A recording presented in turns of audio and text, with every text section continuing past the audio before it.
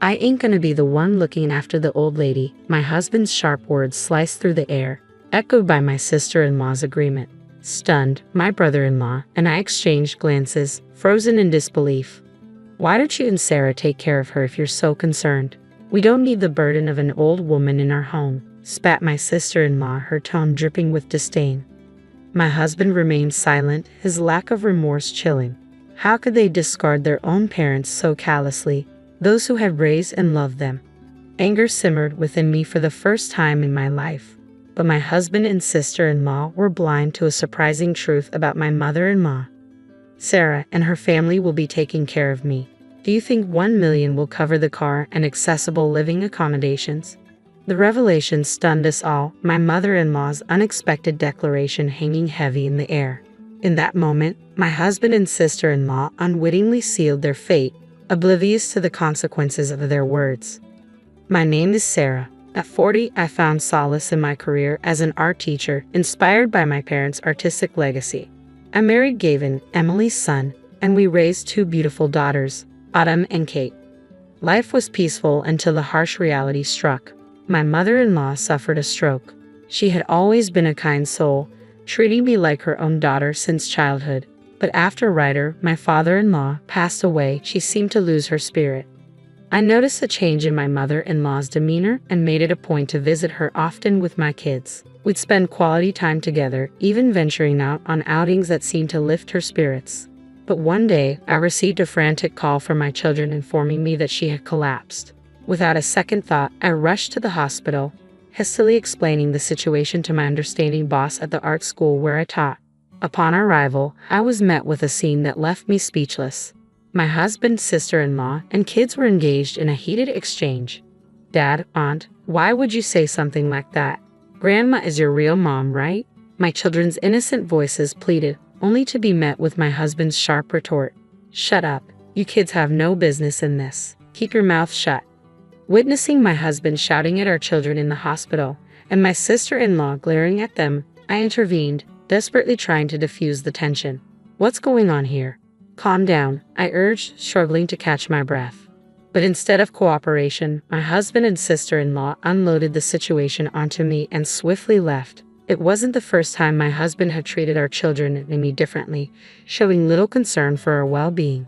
Despite his part-time job, which kept him occupied for 4 days a week, he failed to contribute significantly to our family's finances. Worse yet, he squandered what little he earned on himself, leaving little for our needs. His absence extended beyond his job, with him rarely present at home. Even when he was preoccupied with his phone or lost in a comic book, ignoring my pleas for help with household chores and quality time with our kids. It was a stark contrast to the generosity we had experienced from my parents-in-law's friends when we first started our family. I never imagined our life would take this turn. It leads me to question if I should have given more thought to my choice of life partner. As for my sister-in-law, she mirrors my husband's indifference towards me, our children, and even our mother-in-law. It's not just with her, she treated my father-in-law the same when he was alive. Her sole interest seems to be her job as a hostess where she entertains young men. Consequently, she neglects household chores and caring for our shared home. Whenever our mother-in-law attempts to communicate with her, she snaps back with disdain, prioritizing her own time and needs. The saying, "the same parents' hearts are unknown to their children," couldn't ring truer in this situation, or rather, it's even worse. Witnessing such atrocious behavior from my husband and sister-in-law left me speechless. Yet amidst this turmoil, my main concern remained with my mother-in-law, who was undergoing surgery. Prayers for her well-being filled my thoughts as I navigated through the chaos. Amidst it all, a familiar face arrived at the hospital, someone I had called on our way there. "Sister-in-law, how is Mom doing?"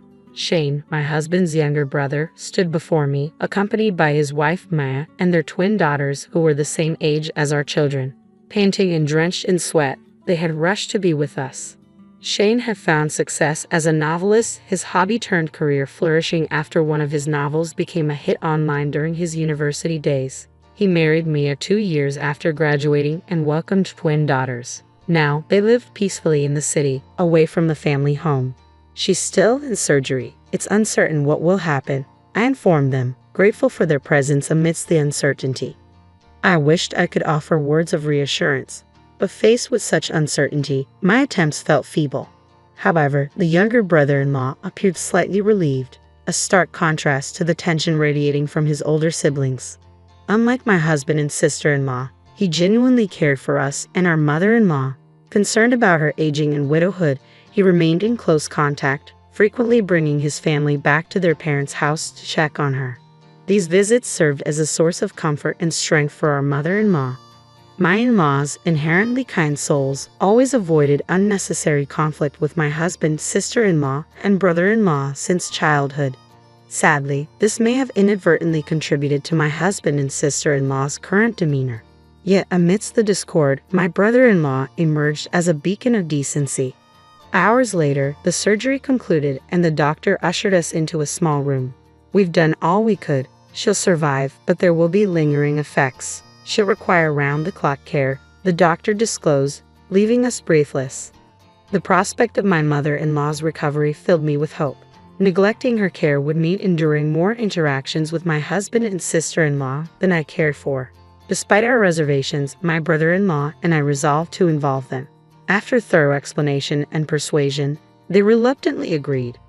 Gathering at my in-laws' house, we convened a meeting while our mother-in-law remained hospitalized. Both my husband and sister-in-law attended, but their demeanor quickly soared as complaints poured forth. They adamantly declared their disinterest in caring for our mother-in-law.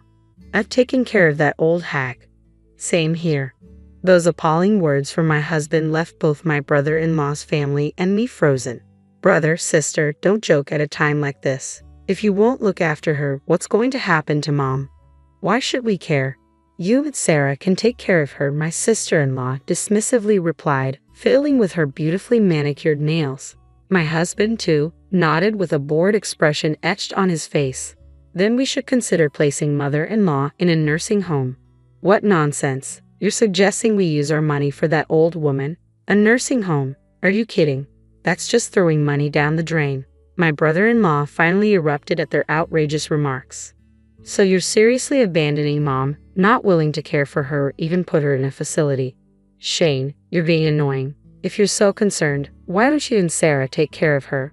We don't need a senile old creature around," my sister-in-law spat out, her expression deeply exasperated. My husband, too, showed signs of frustration. Unable to stay silent any longer, I interjected, "Hold on, what's the meaning of this? She's your mother, and Gavin's and Shane's right. As if we cared just because she's our mom. Why do you assume we have to take care of her? Shane is her son too, so you and Shane can take care of her. Sarah, you don't have formal qualifications, but you've been caring for Mom almost every day, right? So looking after her should be a piece of cake for you, right?" With that, my sister-in-law smirked in the most disgusting way, and I no longer had the energy to argue. The situation was the same for my brother-in-law's family. We decided to bring this issue up with mother-in-law first. As we were leaving their home, my husband smirked unpleasantly, saying he wouldn't be coming home until this issue was settled. That they would so easily abandon their own mother, who had raised and loved them, left me in disbelief. For the first time in my life, I felt a deep sense of dismay. Days later, a deep anger simmered within me as my brother-in-law's family, and I visited the hospital where mother-in-law lay admitted. Stepping into her hospital room, we were met with a faint smile on her lips, a feeble attempt to mask her pain. "Oh, Sarah and Shane, I'm sorry for being a bother," she murmured weakly. Each visit, she'd apologize, tugging at our hearts. "Mom, don't say such things. Look, we've brought your favorite grapes and pears. If there's anything else you'd like to eat, just tell us, and we'll get it for you," I reassured her, offering a semblance of comfort amidst the sterile hospital setting. While mother-in-law's spirits had improved, her condition remained precarious. As a side effect mentioned by the doctor, she had become paralyzed on her right side, rendering simple tasks like eating an arduous feat, necessitating assistance from the nurses. Confronted with her frailty, my brother-in-law's family and I shared a silent resolve. We knew we needed to confront my husband and sister-in-law, proposing the idea of living together to care for her. "I can't believe Olivia and Gavin would do such a thing to me," mother-in-law sighed, her voice tinged with sadness. In that moment, a pang of realization struck me. She must have sensed deep down that returning home might no longer be an option. Despite it being her own house, my sister-in-law and her husband resided there. The bitter irony wasn't lost on me. Knowing their disposition, They'd likely treat mother-in-law like a nuisance, a burden to be managed. As frustration clouded my thoughts, I couldn't shake the looming dread of my husband and sister-in-law's return, likely coercing my mother-in-law into some sort of care facility. But amidst my turmoil, mother-in-law surprised us all with an unexpected request. "Sarah, could you please fetch the banking card from the drawer of that desk over there?" With a solemn expression, she pointed to the drawer adjacent to her hospital bed.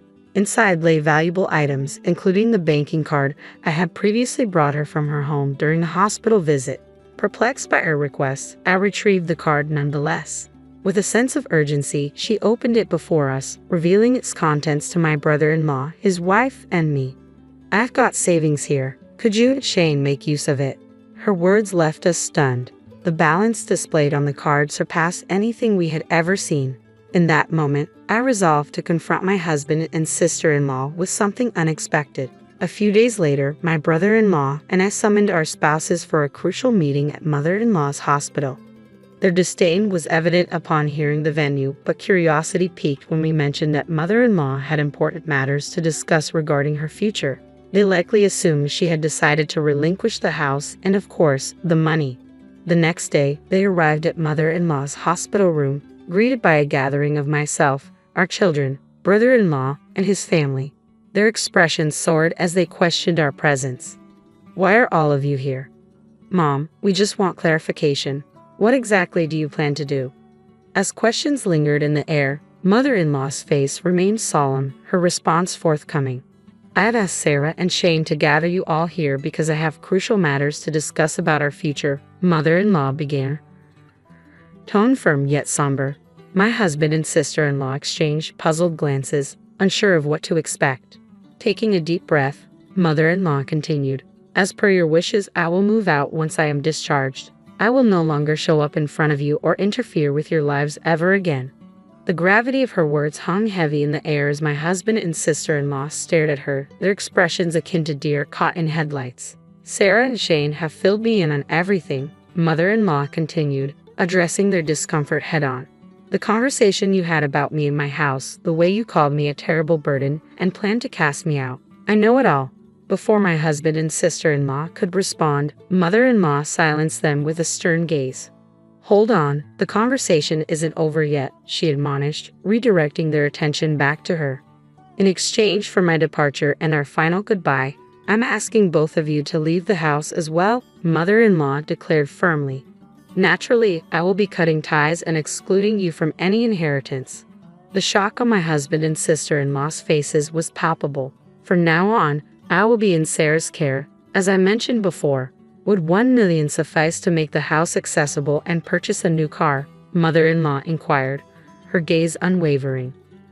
Upon her insistence, I retrieved the banking card tucked away in my pocket and presented it to my husband and sister-in-law.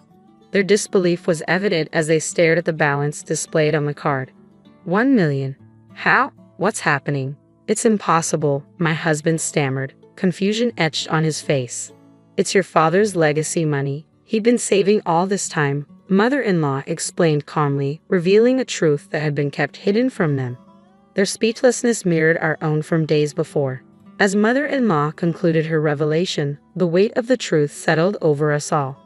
"I was planning to split this money between you two, but after understanding your true feelings, I've changed my mind, Olivia Gavin. You are no longer my children. I want you to leave this house." My mother-in-law's voice cut through the air, her tone cold and final. My husband and sister-in-law were jolted back to reality by her abrupt dismissal. What? What are you saying? Gavin and I are your legitimate children too," my sister-in-law protested, disbelief etched on her face. "The only child I have is Shane. Plus, I have kind daughters-in-law Maya and Sarah. You don't know them. Start packing your belongings now, sever your ties with Shane and Sarah, and leave." Mother-in-law's words were uncompromising, leaving no room for argument. Having only ever known my mother-in-law's gentle demeanor, I was astounded to hear such harsh words from her. Her eyes bore a fierce, determined look, one that brooked no objections from my husband or sister-in-law. Though stunned into silence, I quickly collected myself, pulling out the idea card and placing it next to the bank card. "Here's the thing, Gavin. I'm taking this to City Hall right after I declare what you are." "Are you serious?" My husband's eyes widened in shock at the sight of the divorce application I brandished. This goes to show how much you must despise me, right? Don't worry about Autumn and Kate. I'll take care of them. You just go live your life the way you want to, I declared, my voice steady despite the turmoil raging within me. The revelation sent my husband into a fit of trembling, erupting in a loud outburst. His sister joined in, yelling and lunging at my mother-in-law. Thankfully, my brother-in-law and his wife managed to restrain them, explaining the situation to the nurses who rushed over. Security was soon called, and my husband and sister-in-law were escorted out of the building, their protests echoing through the halls. With the help of a lawyer arranged by my mother-in-law, I initiated divorce proceedings. In the end, I not only received a financial settlement but also custody of our daughters. My mother-in-law's last will and testament ensured her estranged son and daughter wouldn't inherit a thing. The family home was sold, and my ex-husband and his sister were forced to move into a shabby apartment, their constant bickering annoying their landlord and neighbors. Meanwhile, I welcomed my mother-in-law into our home after her discharge from the hospital. Together with my kids, we took care of her, maintaining a peaceful and mutually supportive relationship. Despite the challenges, we found solace in our day-to-day lives, navigating them together in harmony. The way Mark and I met could have been ripped straight from a rom-com, a chance encounter at a mutual friend's barbecue, complete with spilled drinks and awkward apologies. He was charming, with a quick wit that had me laughing despite myself. Before I knew it, we were inseparable, our love story unfolding with an ease that felt like destiny. Our wedding was a dream, a simple yet heartfelt ceremony surrounded by those we loved. Mark, with his career in finance on the rise, was the picture of success, and his insistence on a prenuptial agreement was just another part of our planning, a practical step, he said, given our differing financial situations. I didn't mind, my love for him wasn't measured in dollars and cents. Carol, Mark's mother, was a tougher nut to crack. She looked at me like I was an unwelcome guest, her coldness stark against the warmth Mark and I shared. But love has a way of making you overlook the small stuff, and I was too happy to let her disapproval dampen my spirits. Even when we faced the heartbreaking news of Mark's infertility, my love didn't falter. If anything, it deepened. I threw myself into making our house a home, filling it with warmth and love, buying appliances and furniture with my own savings to create a cozy nest for us. But as the years passed, the warmth between us cooled, replaced by a chill I couldn't shake. Mark's demands grew, his once loving requests turning into cold commands. "Make sure breakfast is on the table before I leave, Jenna," he'd say, his voice void of the affection that used to lace his every word. "And dinner? It had to be fresh, no matter how late I worked, as if my job at the Department of Health and Human Services was just a hobby compared to his high-flying career." I'd wake before dawn, bleary-eyed but determined to cook his breakfast. Then, after a long day's work, I'd rush home, racing against the clock to whip up a gourmet meal that might bring back the husband I once knew. But it was never enough. He took my efforts for granted, never once uttering a thank you, only reminding me that I should be grateful for the roof over my head, his roof. Our conversations, once filled with laughter and shared dreams, now were battlegrounds, his words cutting deeper each time. "This is my house, Jenna. Don't forget that," he'd snap, whenever I dared to suggest anything might be amiss. Each day, as I moved through our home, touching the pieces of our life I'd built with love and care, a thought began to take root in my mind. What if I were alone? The idea, once unthinkable, now felt like a bomb. My love for Mark had been replaced by a weary resignation, worn down by his indifference and coldness. One evening, as I sat at the kitchen table, staring at the empty chair across from me, the realization hit me hard. I no longer recognized the man I had married, nor did I see the woman I had become in his reflection. The love that had once been my guiding light had faded, leaving behind a longing for peace, for a life where my efforts were seen, my presence valued. As I turned off the lights and headed to bed, the silence of the house a stark reminder of the distance between us, I couldn't help but wonder, would I be better off alone? The thought was a whisper in the dark, a question I wasn't quite ready to answer. But with each passing day, the whisper grew louder, a call to find myself again, to reclaim the life and love I deserved. Lately, it's like I'm living with a stranger, not the man I married. Mark's been on my case for everything, the house not being spotless, the dinners being too repetitive. It's like nothing I do is ever enough. I've been finding solace in solo trips to the mall, picking out new furniture and gadgets for our home, trying to fill the void with material things. But even that joy is fleeting when I come home to his coldness. It hit me hard when I realized Mark hadn't put a single penny into our joint account for months. All the expenses, the mortgage, utilities, groceries, have been coming out of my paycheck. So, one evening, I decided it was time to confront him. I waited until he was settled in his armchair, flipping through the channels, and I brought it up, trying to keep my voice steady. "Mark, we need to talk about the finances. You haven't contributed to the joint account in months." "I've been covering everything," I said, hoping for some understanding, maybe even an apology. He barely glanced at me, his eyes still on the TV. "And? It's my house. You're just living in it. Why should I pay for your keep?" He shot back, his words sharp as knives. I couldn't believe what I was hearing. "Your keep? Mark, I'm your wife, not some tenant. I've been paying for everything, trying to make this house a home for both of us," I argued, feeling my temper rise. He snorted, a sound that made my skin crawl. "Look, Jenna, you're making a big deal out of nothing. If you don't like it, maybe you should just leave. But we both know you've got nowhere to go," he said, turning back to his show. I was seething, hurt and angry, but before I could respond, his phone rang. It was his mother, Carol. He answered on speaker, and before I could escape, she started in on me. "Jenna, you need to stop this nonsense and start showing some gratitude. Mark's been too good to you, and here you are, acting like a freeloader." Carol's voice was like a slap in the face. I was so shocked, I barely managed to grab the phone and hang up.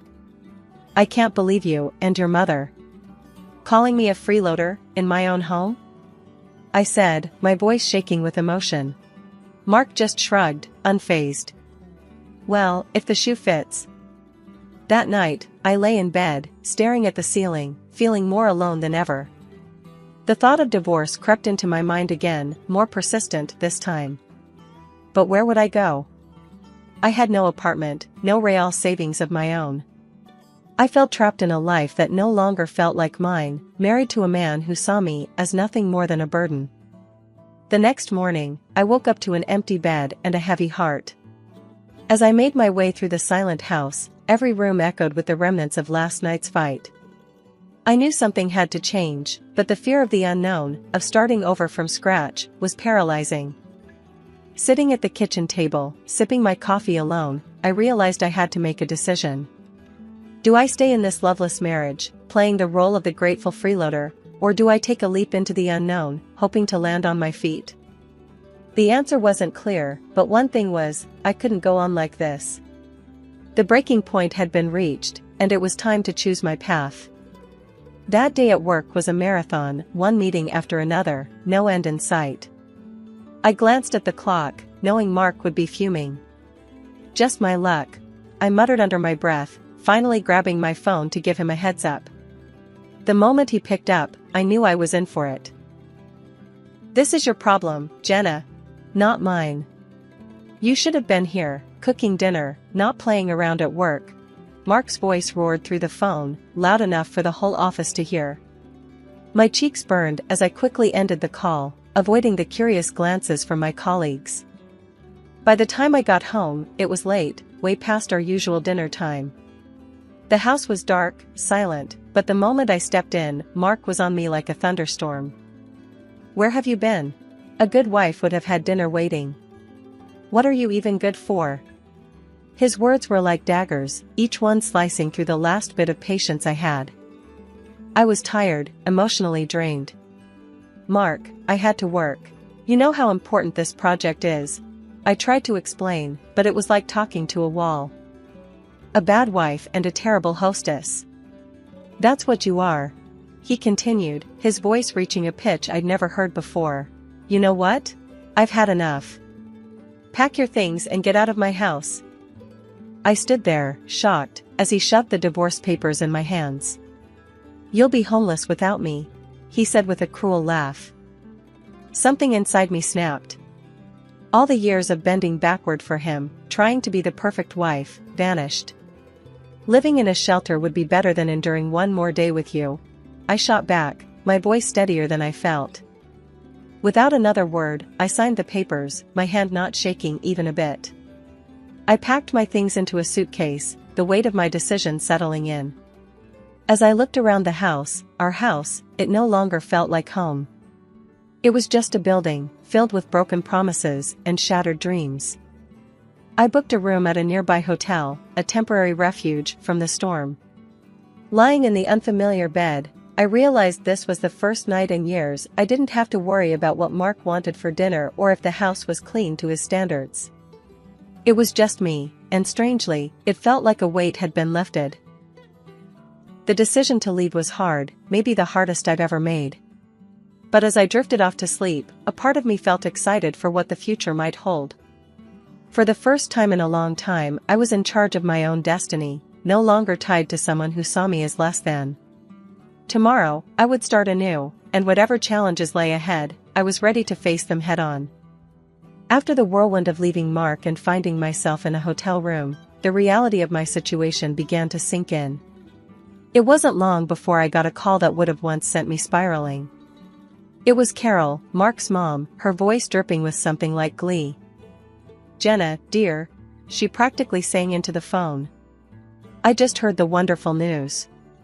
My boy has finally come to his senses and divorced you. I'm popping champagne tonight. It's a celebration, dear. He made a huge mistake marrying you, and now it's corrected." Her words, meant to wound, barely scratched the surface. I was past caring what Carol thought. "Time will tell, Carol. Time will tell," I replied calmly, a sense of detachment washing over me. I hung up, a small smile playing on my lips. For the first time in years, her barbs couldn't touch me. A week of navigating through my new reality had passed when I decided to open up to my boss about everything.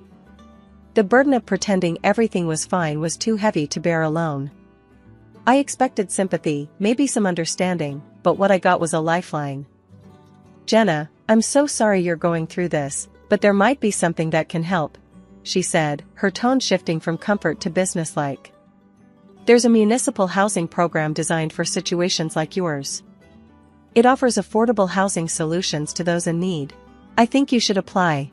I'll help you." Her offer was a beacon of hope in the overwhelming darkness I'd been navigating. With her guidance, I applied for the program, and to my surprise, I was accepted. The relief was immediate. It was like I could finally breathe again. Now, I'm renting a small apartment, modest, but mine.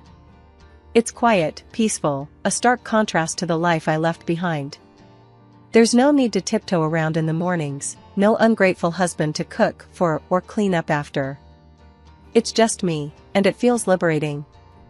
Sitting in my new living room, surrounded by boxes yet to be unpacked, I couldn't help but reflect on the journey that led me here. It's been tough, filled with moments of doubt and fear, but also moments of unexpected kindness and newfound strength. For the first time in a long time, I'm excited about the future. I've got a blank canvas in front of me, and I'm ready to start painting a new life, one where my happiness doesn't depend on anyone else. It's a new beginning, and I'm here for it, ready to see where this next chapter takes me. It had been a quiet few months since I started over, finding peace in the simple routines of my new life. Then, one afternoon, as I was enjoying a rare moment of calm, my phone erupted into a cacophony of rings. The screen flashed a name I hadn't seen in ages, Carol, my ex-mother-in-law. My heart sank. "Why now?" Bracing myself, I answered, "Hello? Jenna, you need to come back to Mark this instant." Carol's voice screeched through the speaker, so loud I had to pull the phone away from my ear. I sighed. "Carol, why would I ever do that?" The question was rhetorical, more for myself than for her. Because he's in trouble, that's why. That fool of a son of mine bought shares years back, took out loans, and now? He's up to his neck in debt. It's a disaster, and you need to help him sort it out. Her voice was a mix of anger and desperation. I couldn't help but laugh, not out of amusement, but sheer disbelief. Help him? Carol, do you remember the prenup? The one Mark was so eager to have? It says clearly that I'm not responsible for his debts. And let's not forget, we're divorced. His financial mess isn't my problem. There was a sharp intake of breath on the other end. Ungrateful girl. After everything we've done for you, you're just going to abandon him? Her tone was accusatory, as if I had committed a grave sin. Everything you've done? Carol, let's be clear. The only thing you and Mark ever did was make my life miserable. And as for abandoning him, remember, he kicked me out. He made it clear I was no longer welcome in his life or his house. I retorted, my patience wearing thin. You'll regret this, Jenna. You think you're better off without him, but you're making a huge mistake. She spat out, her voice venomous. I took a deep breath, finding a calm I didn't know I had. Carol, I've spent too much of my life living in regret and fear because of you and Mark. I'm done. Mark's debts are his own doing. It's time he learns to deal with his own mess. I'm moving on with my life. Goodbye, Carol. With that, I ended the call, a sense of finality washing over me. I had expected to feel shaken, upset, maybe even guilty. But all I felt was relief.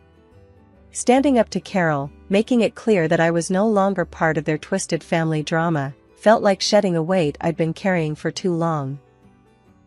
Sitting back down, I let out a long breath I hadn't realized I'd been holding.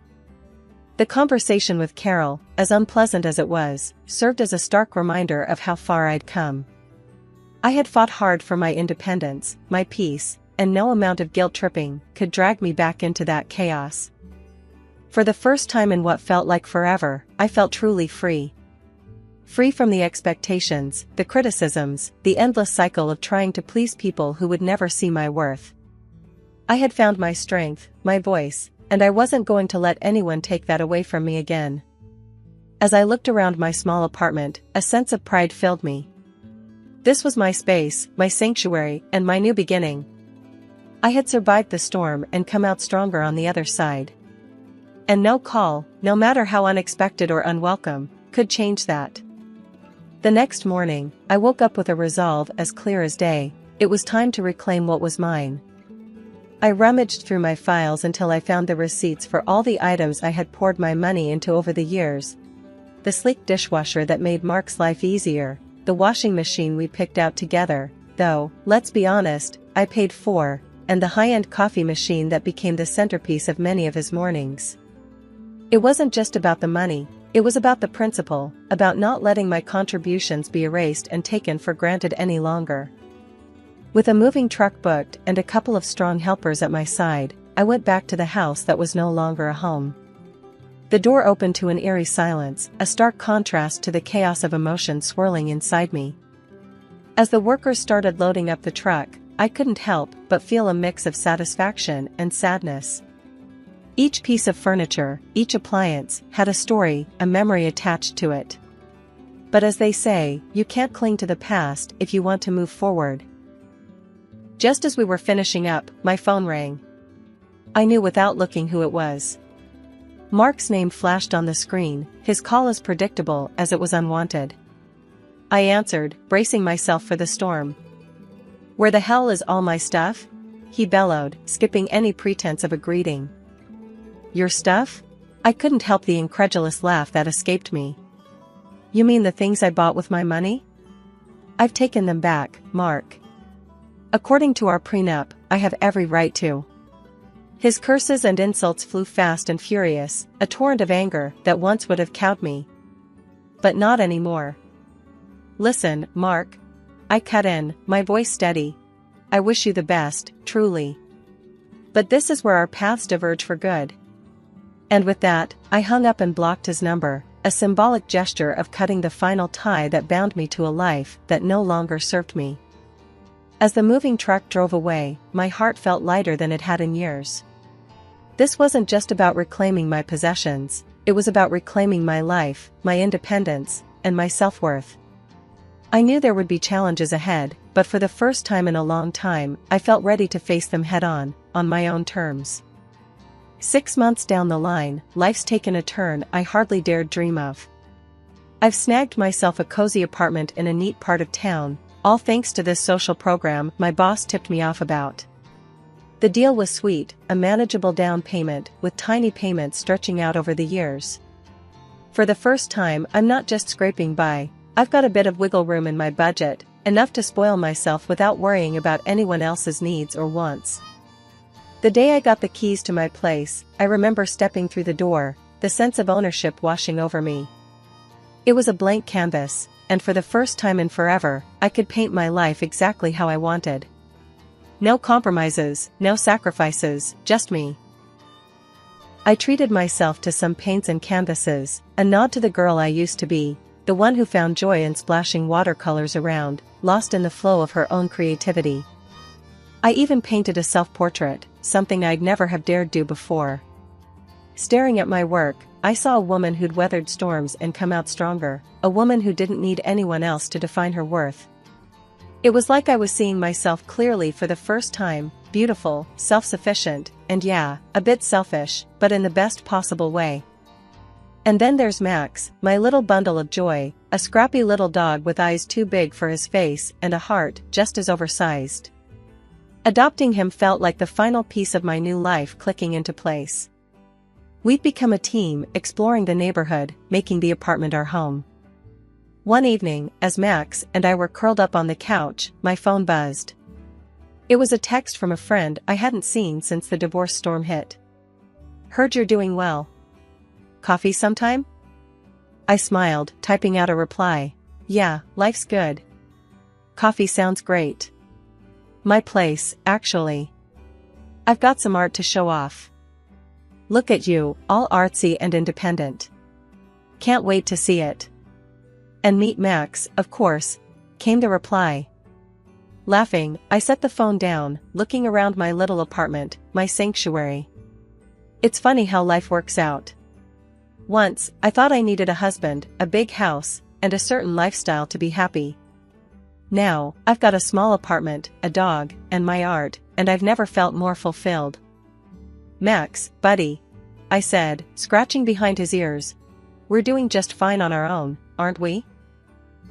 He barked in agreement, and I laughed, feeling a surge of gratitude for my independence, for the struggles that brought me here, and for the simple joys that filled my days now. This was happiness, unfiltered and undiluted, and it was all mine.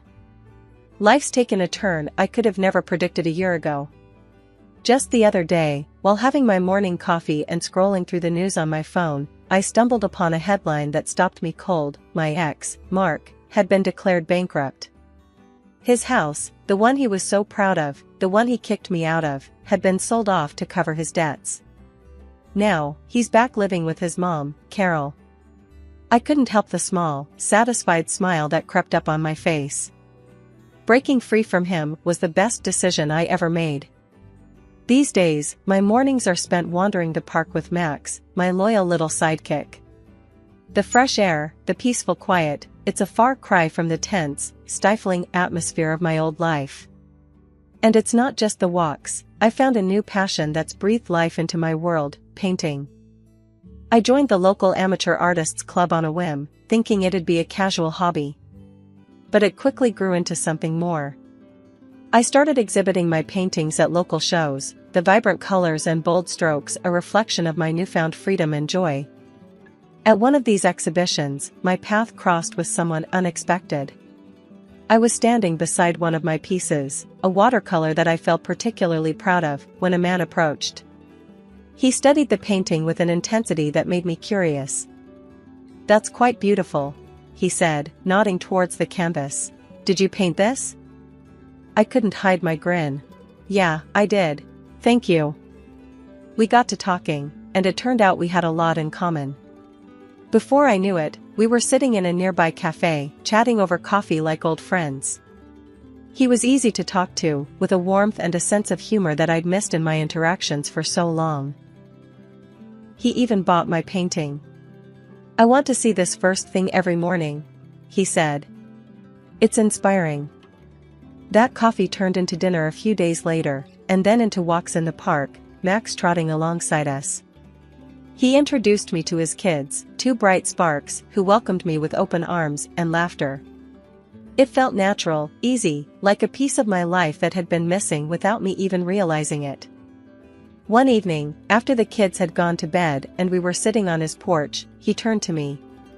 "You know, I'm really glad I bought that painting," he said, his voice soft in the twilight. I smiled, leaning my head on his shoulder. "Me too. It's funny how things work out." It got me thinking about how far I'd come, from feeling trapped and hopeless to standing on the cusp of something beautiful, something new. I was free from the shadows of my past marriage, ready to dive into the future, whatever it might hold. As Max and I continued our morning walks, I found myself reflecting on the journey. The pain, the struggle, it all led me here, to a place of peace and potential. I was ready to embrace whatever came next, open-hearted and free. Life, it seems, has a way of surprising you, of turning the page when you least expect it. And as I walked, the sun breaking through the trees, I couldn't help but feel grateful for every twist, every turn that brought me here. Ready for a new chapter, I stepped forward, into the light. I'm Ava, 33, knee-deep in the world of web design, and married to Mark, a guy who could charm the socks off anyone with his goofy smile. We met back in college, at some dingy bar where the music was too loud, and the drinks were cheap. I was trying to drown my exam stress in a pint of the most watered-down beer you could imagine when Mark sidled up, all confidence and bad pickup lines. "You look like you've lost your last friend, can I apply for the position?" he had said, and despite the cheesiness, I laughed. That laugh sealed our fate. Fast forward through years of cramped apartments, late-night takeouts, and dreams bigger than our paychecks, we tied the knot, ready to start a family. But, as it turned out, dreaming was the easy part. Years went by with no baby in sight. Every negative test felt like a punch in the gut, and the silence in our home grew louder with each passing month. Mark tried to keep things light, always the joker, but I saw the strain behind his eyes.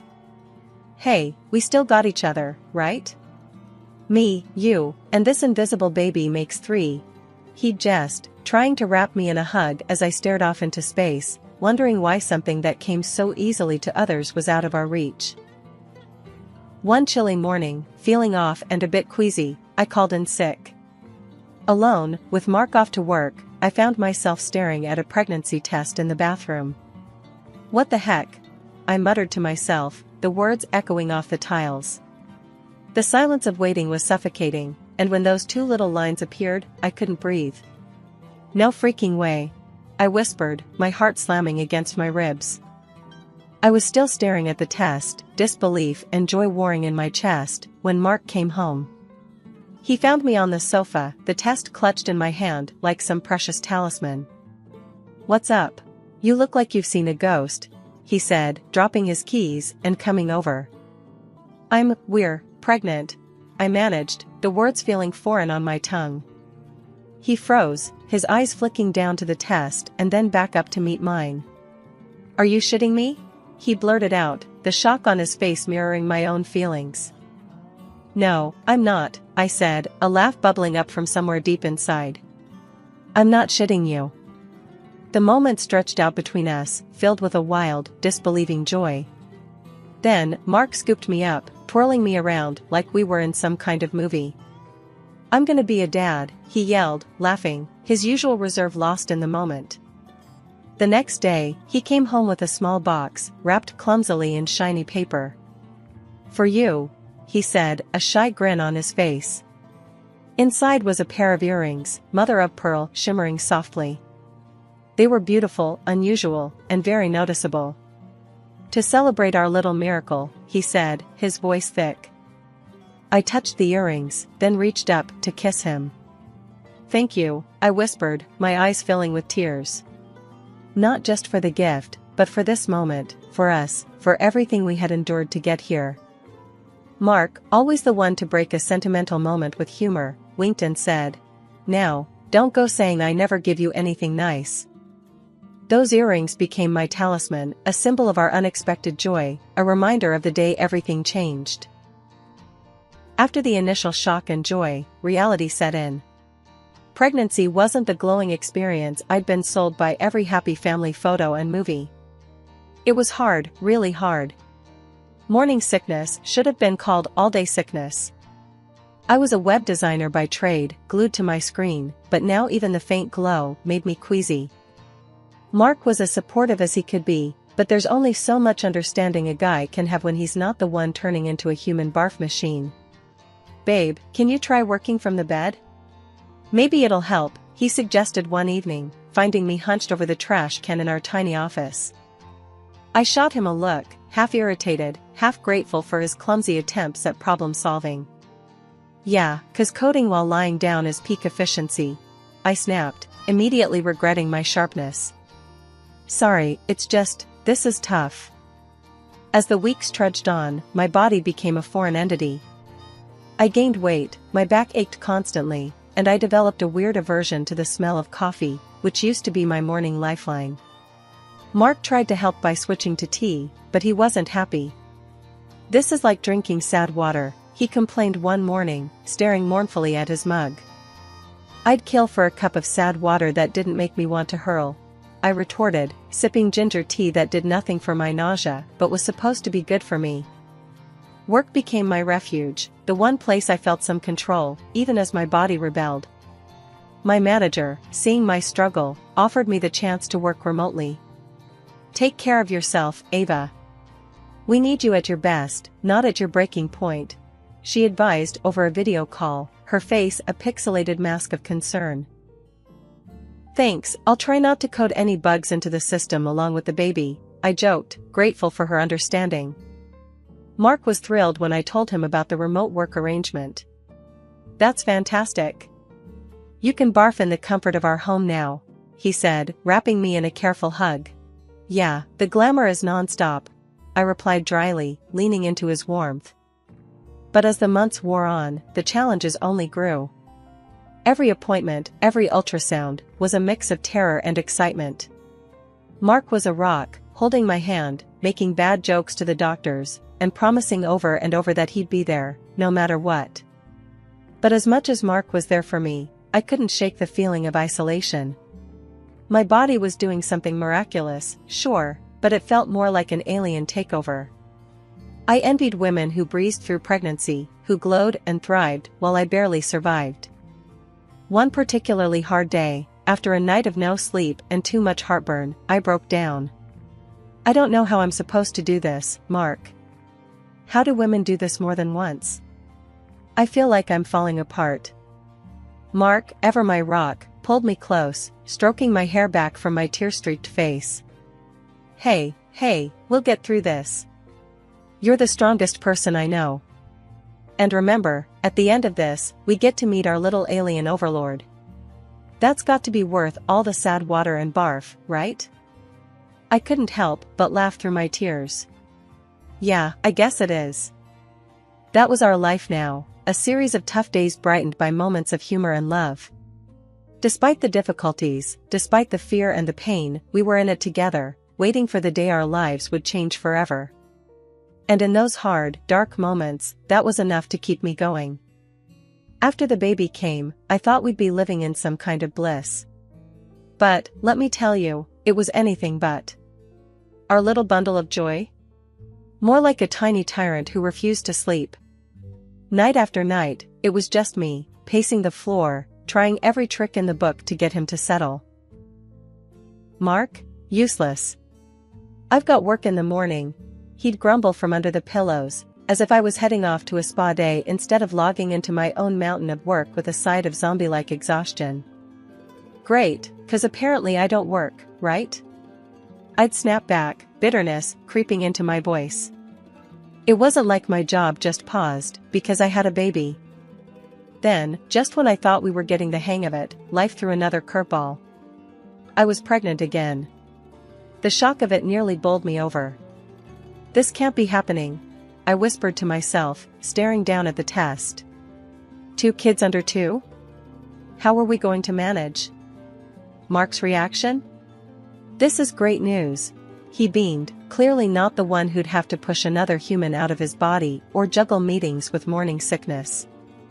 Great? Mark, we're barely hanging on as it is, I retorted, my stress level skyrocketing. We'll manage. We always do, he said, but his words felt hollow. Easy for him to say. His parents, Diane and Jack, bless them, swooped in like some kind of cavalry. They'd drive in from out of town, armed with casseroles and an eagerness to help. You kids need a break, they'd insist, taking over with a competence that left me both grateful and a little resentful. Why couldn't it be this easy for us? When our daughter arrived, all those fears and frustrations seemed to melt away, at least for a little while. Holding her, everything just fit. Like she was the piece of our family puzzle we didn't know was missing. Hello, beautiful, I whispered, tears of joy replacing those of exhaustion. But the reality was, we were in over our heads. Mark was over the moon about our daughter, sure, but his solution to our chaos was to dive even deeper into work. We need the money, he'd say, a defense that was getting old. More than we need you? I'd counter, watching the gap between us grow wider with every late night and missed dinner. His parents became our lifeline, filling in the gaps, supporting us when we were too stubborn to admit we needed it. It was a weird mix of gratitude and guilt, relying on them so much. In those early days, staring down at my daughter's face, I couldn't help but feel a twinge of hope. Maybe, just maybe, we could make this work. But as the sleepless nights stacked up and Mark's presence became more and more like a guest appearance, I couldn't shake the feeling that we were drifting further apart. Look at her, Mark. She's perfect, I'd say during one of his rare moments at home, hoping to bridge the gap between us. Yeah, she is, he'd agree, but his eyes were always on the clock, his mind elsewhere. After our second kid came into the picture, things didn't magically get easier like I hoped. Between the sleepless nights and trying to keep up with work, I noticed the pounds piling on. It wasn't just the baby weight anymore, it was stress, lack of sleep, and grabbing whatever I could eat during a rare moment of peace. Mark? He seemed more distant than ever. Where we used to crash on the couch together, exhausted but together, now there was just this cold space. I told myself it was just a phase, that we'd get back on track soon. But deep down, I was worried. His work became his excuse for everything. Late nights, weekends, even business trips that seemed to pop up out of nowhere. Meanwhile, I was killing it at work, somehow managing to juggle deadlines and diapers. The kids, bless them, were turning out to be my little motivators. Seeing them thrive, especially after I managed to get them into a decent private kindergarten, gave me a weird sense of accomplishment. But Mark and I? We were like ships passing in the night. And when he finally did drop his bombshell, it hurt like hell. You've let yourself go, he said one night, out of the blue. No lead up, no gentleness, just those words, cutting deep. I was stunned. Excuse me? He shrugged, as if he'd just commented on the weather. You're not. I'm just not attracted to you anymore. It felt like a punch to the gut. Here I was, trying to hold everything together, and this was what I got. Tears stung my eyes, but I was too proud to let them fall in front of him. So, what? You're just giving up on us? He didn't even have the decency to look conflicted. I don't know, Ava. It's just how I feel. That night, I cried myself to sleep, not sure how we'd gotten to this point. But by morning, I was done feeling sorry for myself. I decided to take control, for me and for our kids. I started eating better, joined a gym, and threw myself into my workouts with a vengeance. Mark's reaction? If you could call it that, was a big fat nothing. He noticed, sure, but he didn't care. Not really. He was too caught up in his own world, treating the kids like they were more of a burden than a blessing. "We should have thought this through," he'd say, casting a cold eye over the chaos of toys and laughter. I bit back the sharper retorts that came to mind. Arguing wouldn't change how he felt, but I couldn't help but wonder when he'd become this person, so distant from the man I'd married. Despite it all, I pressed on. The gym became my sanctuary, a place where I could shed the weight and the worries. Slowly, I started to see progress, feeling stronger, more like myself than I had in years. But as I changed, Mark stayed the same. Indifferent. Distant. It was like we were living separate lives under the same roof. I missed him, or at least, I missed the idea of him, of us. Our wedding anniversary was rolling around, a day that used to mean champagne toasts and stolen kisses. This year, though, it felt more like a reminder of everything that had gone sideways between Mark and me.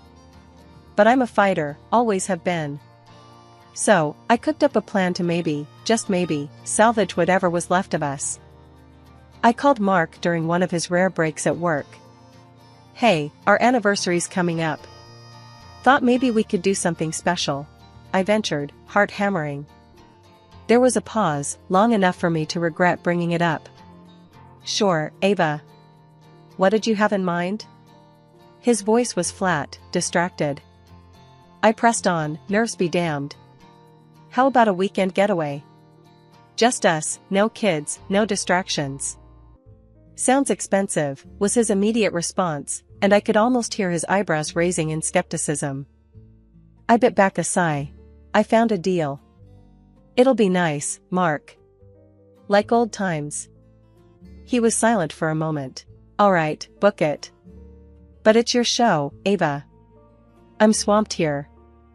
Not exactly the enthusiastic partner I was hoping for, but I'd take it. I went all in, booking a cozy hotel room and arranging for his parents to watch the kids. I needed, this weekend to be a turning point for us. The day before our trip, I laid out the dress I'd bought especially for the occasion. I tried to find the mother-of-pearl earrings that Mark gave me, but they were missing somewhere. It's okay, I thought, because everything else is ready. I waited for Mark at the hotel, anticipation turning to anxiety as the hours ticked by. My phone was silent, his side of the bed untouched. Finally, I couldn't take it anymore. I called him, my voice shaking. "Mark, where are you? You're late." "Look, Ava. I'm not coming," he said, and just like that, my fragile hope shattered. "What do you mean you're not coming? It's our anniversary, Mark." I was on my feet now, pacing the room. He sighed, a sound that felt like a slap. I can't do this, Ava. Pretend everything's okay. I'm sorry." The world spun. "So that's it? You're giving up on us?" My voice broke, the hurt too raw, too deep. "I don't know what else to do," he admitted, and the finality in his voice was a blow I wasn't prepared for. I hung up, numb. The night stretched on, endless and empty. I didn't sleep. How could I? Every second was a reminder of the gaping chasm between us, of the love we'd lost somewhere along the way. The next morning, I made a decision. If Mark had given up, fine. But I wouldn't let this break me. I spent the day at the hotel spa, walked along the beach, and dined alone, surrounded by couples. It was both liberating and profoundly sad. Returning home, I braced myself to face Mark, to confront the ruins of our marriage. But the house was quiet, too quiet. His parents greeted me with confusion and concern. "Where's Mark?" they asked, echoing the hollow ache in my heart. I didn't have an answer. The truth was, I didn't know where my husband was, physically or emotionally. Our anniversary, once a celebration of us, had turned into a stark, painful milestone marking the end of us. In that moment, I knew things couldn't go on like this. The distance, the silence, the pain, it was too much. I needed more, deserved more. It was time for a change, time to face the future, whatever it might hold, head on. But first, I needed to find those earrings, the last link to a time when love, not loneliness, filled our home. They were gone, just like the man who'd given them to me. And with that realization, the last piece of my broken heart finally gave way. The next few days were a blur of routine, taking care of the kids, working, and the constant, nagging thought of Mark's absence. It wasn't until I was out in the yard with the kids that the piece of the puzzle I wasn't even aware was missing fell right into my lap, or, more accurately, walked right up to my fence. It was our neighbor, Jenny, young and always friendly, but I hadn't really spoken to her since the kids came. Today, she was all smiles, waving at the kids. That's when I saw them, the earrings. My earrings. The mother-of-pearl ones Mark had given me, shimmering in the sunlight as she tucked a strand of hair behind her ear. "Nice earrings," I said, trying to keep my voice steady but feeling the sting of betrayal. Jenny touched one ear self-consciously. "Oh, these? They were a gift from someone special." She stumbled over her words, her face flushing. "Someone special, huh?" I couldn't hide my skepticism. "They look a lot like a pair I used to love. Went missing recently." The conversation was awkward, full of half-truths and dodged looks. It was clear there was something she wasn't saying. Later that evening, I confronted Mark.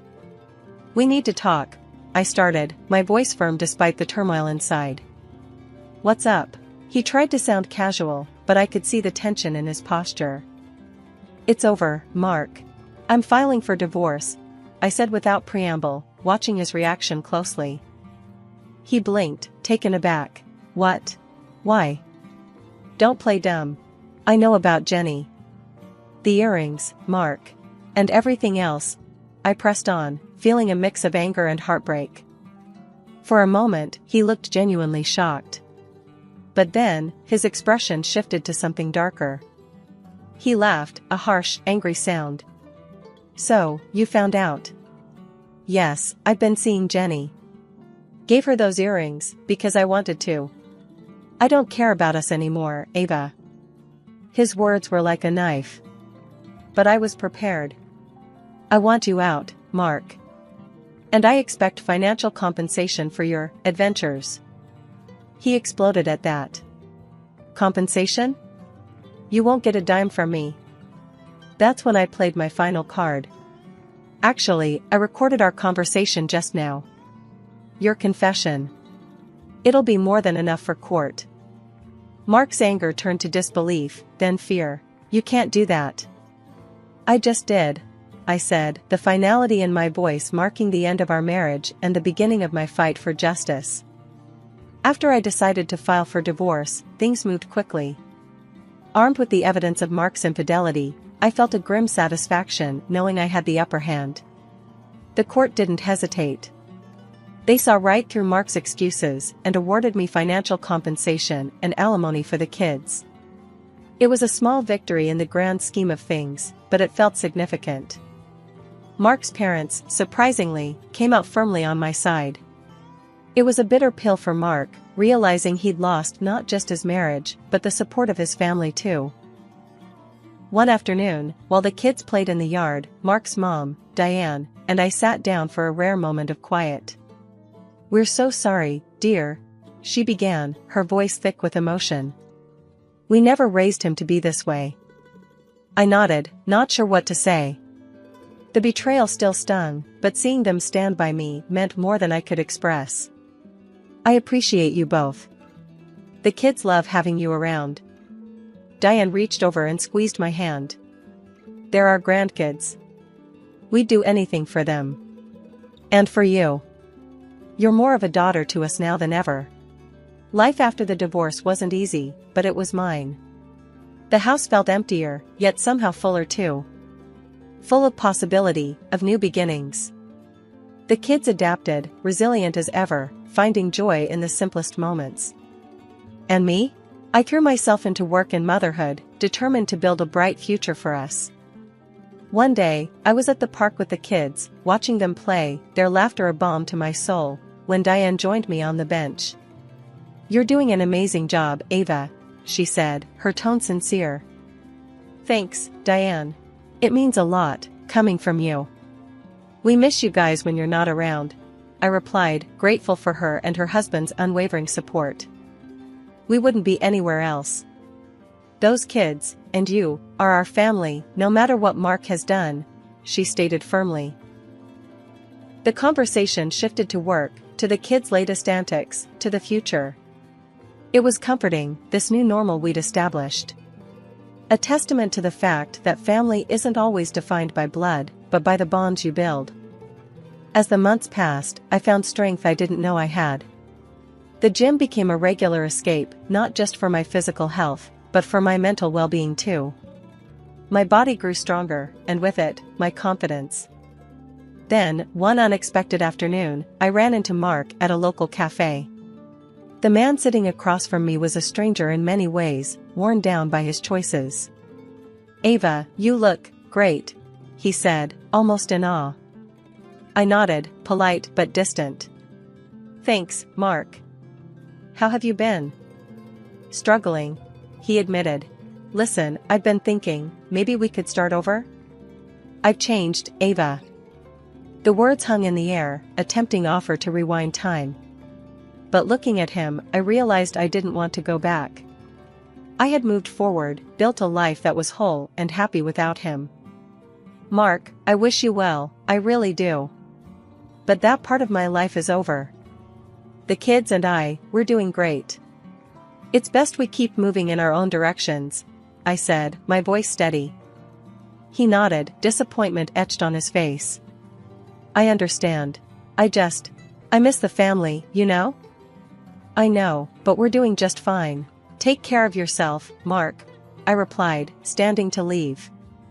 Walking away, I felt a surge of empowerment. The encounter, brief as it was, reinforced how far I'd come. I was no longer the woman who waited for her husband to come home. I was Ava, strong, independent, and thriving.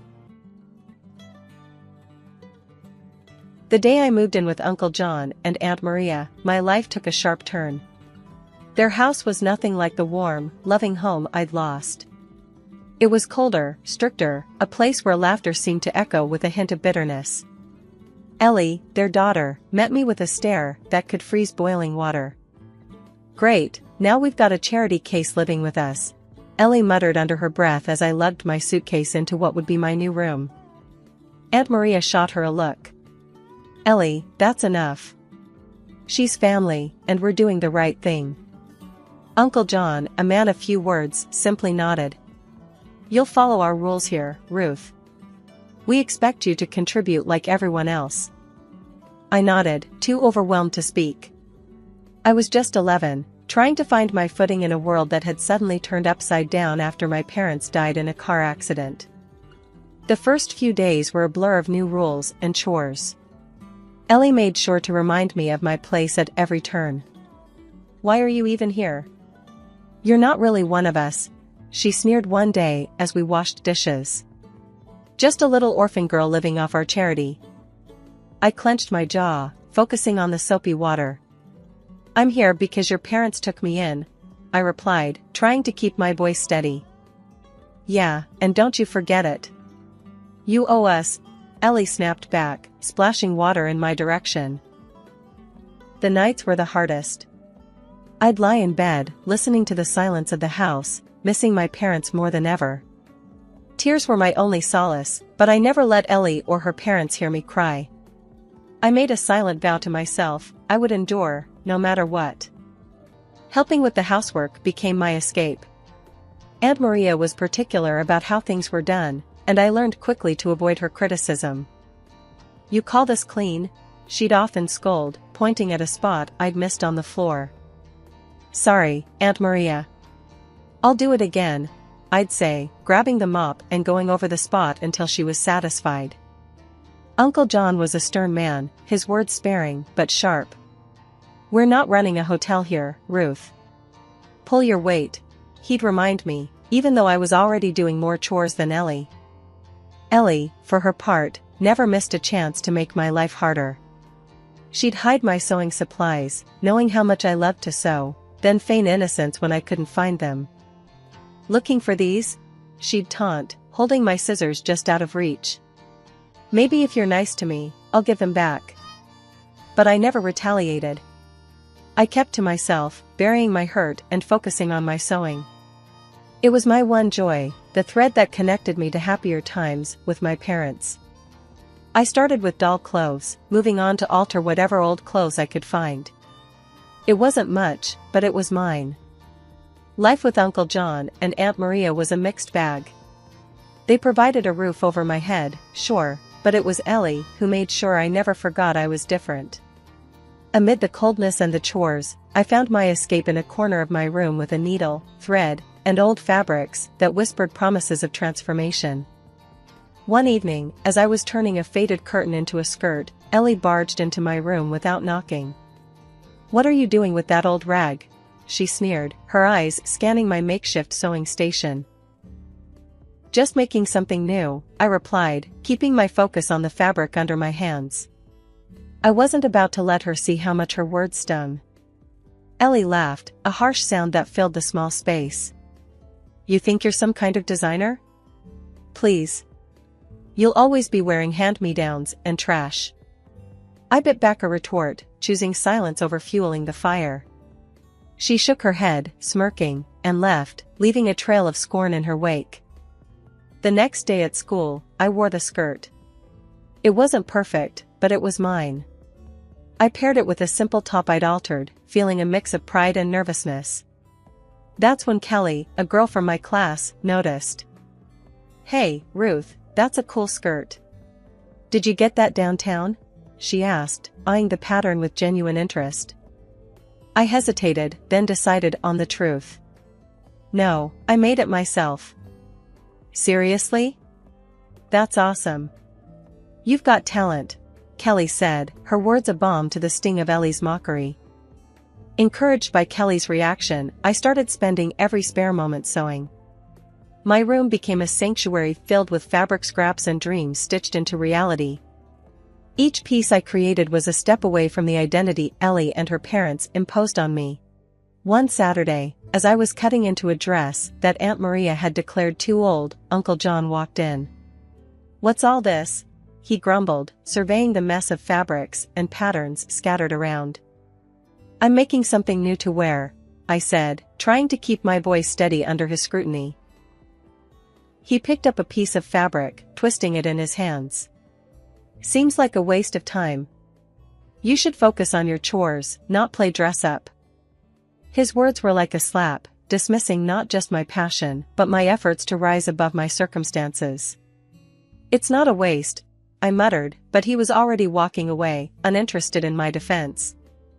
Despite their disdain, I couldn't stop. Sewing became more than a hobby, it was my rebellion, my claim to an identity they couldn't touch. Each stitch was a word in the narrative I was writing for myself, one where I wasn't just the orphaned niece, but Ruth, the girl who could create beauty from neglect. Things took a sharp turn after I hit 18. Ellie got herself a shiny new car for her birthday, a sleek thing that made my heart sink every time it roared to life. Meanwhile, Uncle John and Aunt Maria suddenly upgraded their lives with fancy gadgets and furniture that seemed out of place in our modest home. It was clear they were living it up, while I was left figuring out how to stretch every penny. One day, as I was mulling over the idea of getting a job post-high school, Aunt Maria dropped a bombshell. "Your parents left you some money for college," she said nonchalantly, as if mentioning the weather. I was stunned. "Really? I had no idea." "Yeah, but there's a catch," Uncle John chimed in, his tone sharp. "You're staying local for college. It's safer, and we can keep an eye on you." My dream of leaving for a big city to study fashion design crumbled. But "No buts," Aunt Maria cut me off. "We've decided. You can thank us later." I swallowed my protests. Arguing was pointless. So, I enrolled in the local college, my dreams of fashion design barely hanging by a thread. Needing to support myself and save for the future, I landed a job as an assistant secretary at a law office nearby. It wasn't glamorous, but it paid the bills. "Look at you, all grown up and working," Ellie sneered one evening as I was sketching designs. "Still playing dress-up, I see." "Better than playing spoiled brat," I retorted without looking up. My patience with her was wearing thin.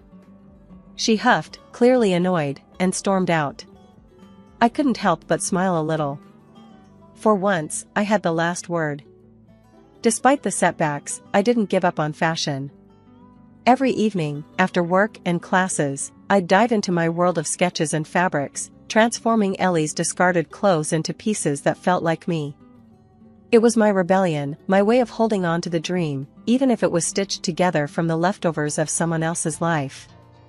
Working late again, Ruth, my coworker, Mike, asked one evening as he passed by my desk.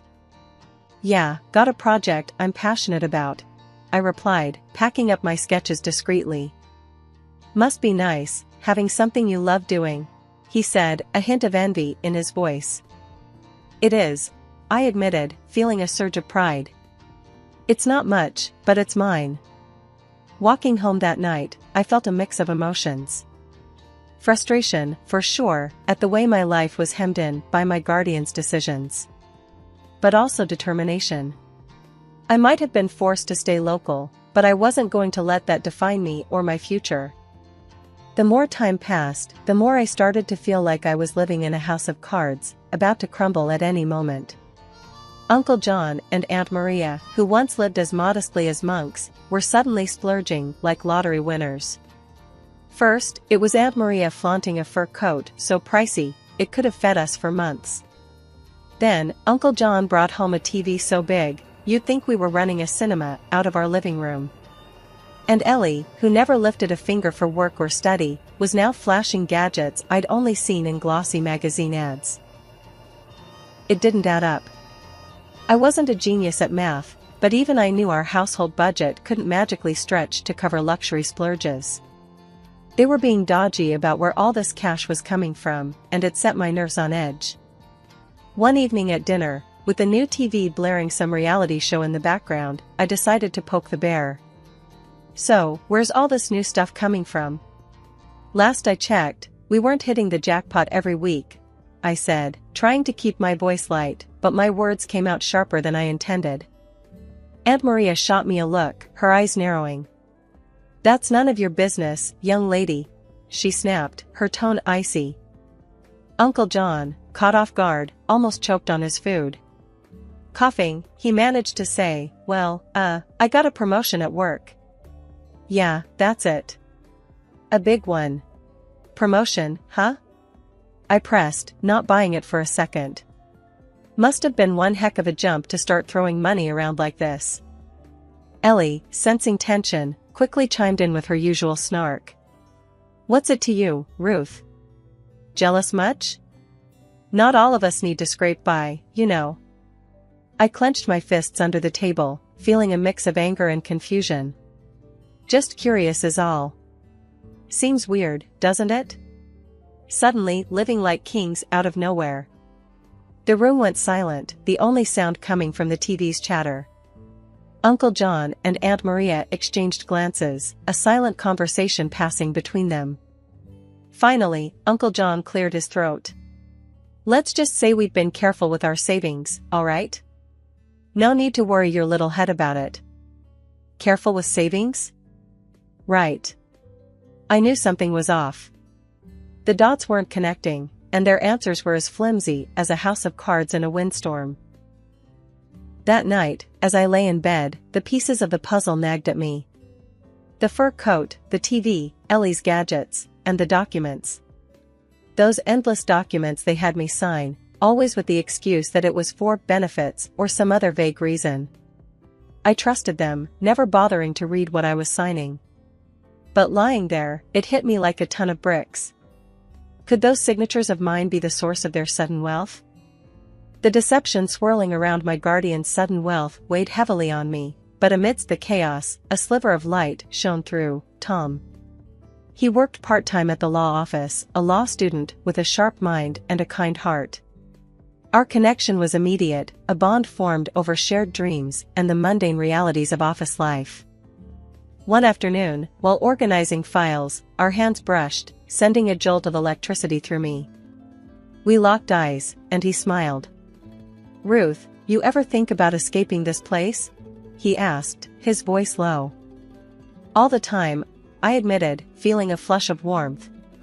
But it feels like I'm stuck in quicksand. He nodded, understanding. Well, if you ever need a partner in crime, you know where to find me. It was a joke, but it sparked something between us, a flicker of rebellion against the constraints of our lives. Our secret rendezvous became the highlight of my days, stolen moments filled with laughter and dreams. But as our connection deepened, Aunt Maria grew suspicious. One evening, she cornered me in the kitchen. "I've seen you sneaking around with that boy from the office." "Don't think I haven't noticed," she hissed, her eyes boring into mine. I tried to keep my composure. "Tom's just a friend, Aunt Maria. Nothing to worry about." "A friend, huh? Don't play me for a fool, Ruth. You're not to see him again." "It's for your own good," she snapped, her tone leaving no room for argument. I was stunned. "You can't control who I see or what I feel. Tom's a good person." Aunt Maria's face hardened. "I won't have you ruining your future for some boy. You'll thank me one day." I bit my tongue, anger and frustration boiling inside. It was clear she wouldn't listen. From that moment, Tom and I knew we had to meet in secret, our love a forbidden flame that refused to be extinguished. "Looks like we're modern-day Romeo and Juliet," Tom joked one night as we huddled in the shadows of a park, far from prying eyes. "I guess that makes Aunt Maria the villain in our story," I replied, trying to smile, despite the bitterness in my heart. "We'll find a way out of this, Ruth. Together," Tom said, taking my hand. His determination was comforting, a beacon of hope in the darkness. But our secret meetings couldn't go unnoticed forever. Ellie, ever the spy, caught us one day and wasted no time in running back to Aunt Maria and Uncle John. The confrontation that followed was explosive. "You're grounded. No more job, no more college until you learn your place," Uncle John declared, his face red with anger. "You can't do this. You're not my jailers." I shot back, defiance rising in me. Aunt Maria's laugh was cold and sharp. "Oh, but we can, dear. You'll learn to obey, or you'll lose everything." The threat was real, and the stakes were higher than ever. In the dead of night, Tom and I made plans to fight back, to reclaim my inheritance and our freedom. "It's us against the world, Ruth. We'll expose their lies and build our own future," Tom whispered, his words a vow I clung to. It was a chilly Thursday evening, the kind where the wind seemed to whisper secrets as it passed. Tom and I were huddled in the dim light of his tiny apartment, the only place we felt safe from Aunt Maria and Uncle John's prying eyes. The documents I had secretly photographed lay spread out on the coffee table between us, a silent testament to the betrayal I was about to uncover. "Are you sure you're ready for this, Ruth?" Tom asked, his voice laced with concern. He knew the weight of what we might discover. I nodded, my heart hammering in my chest.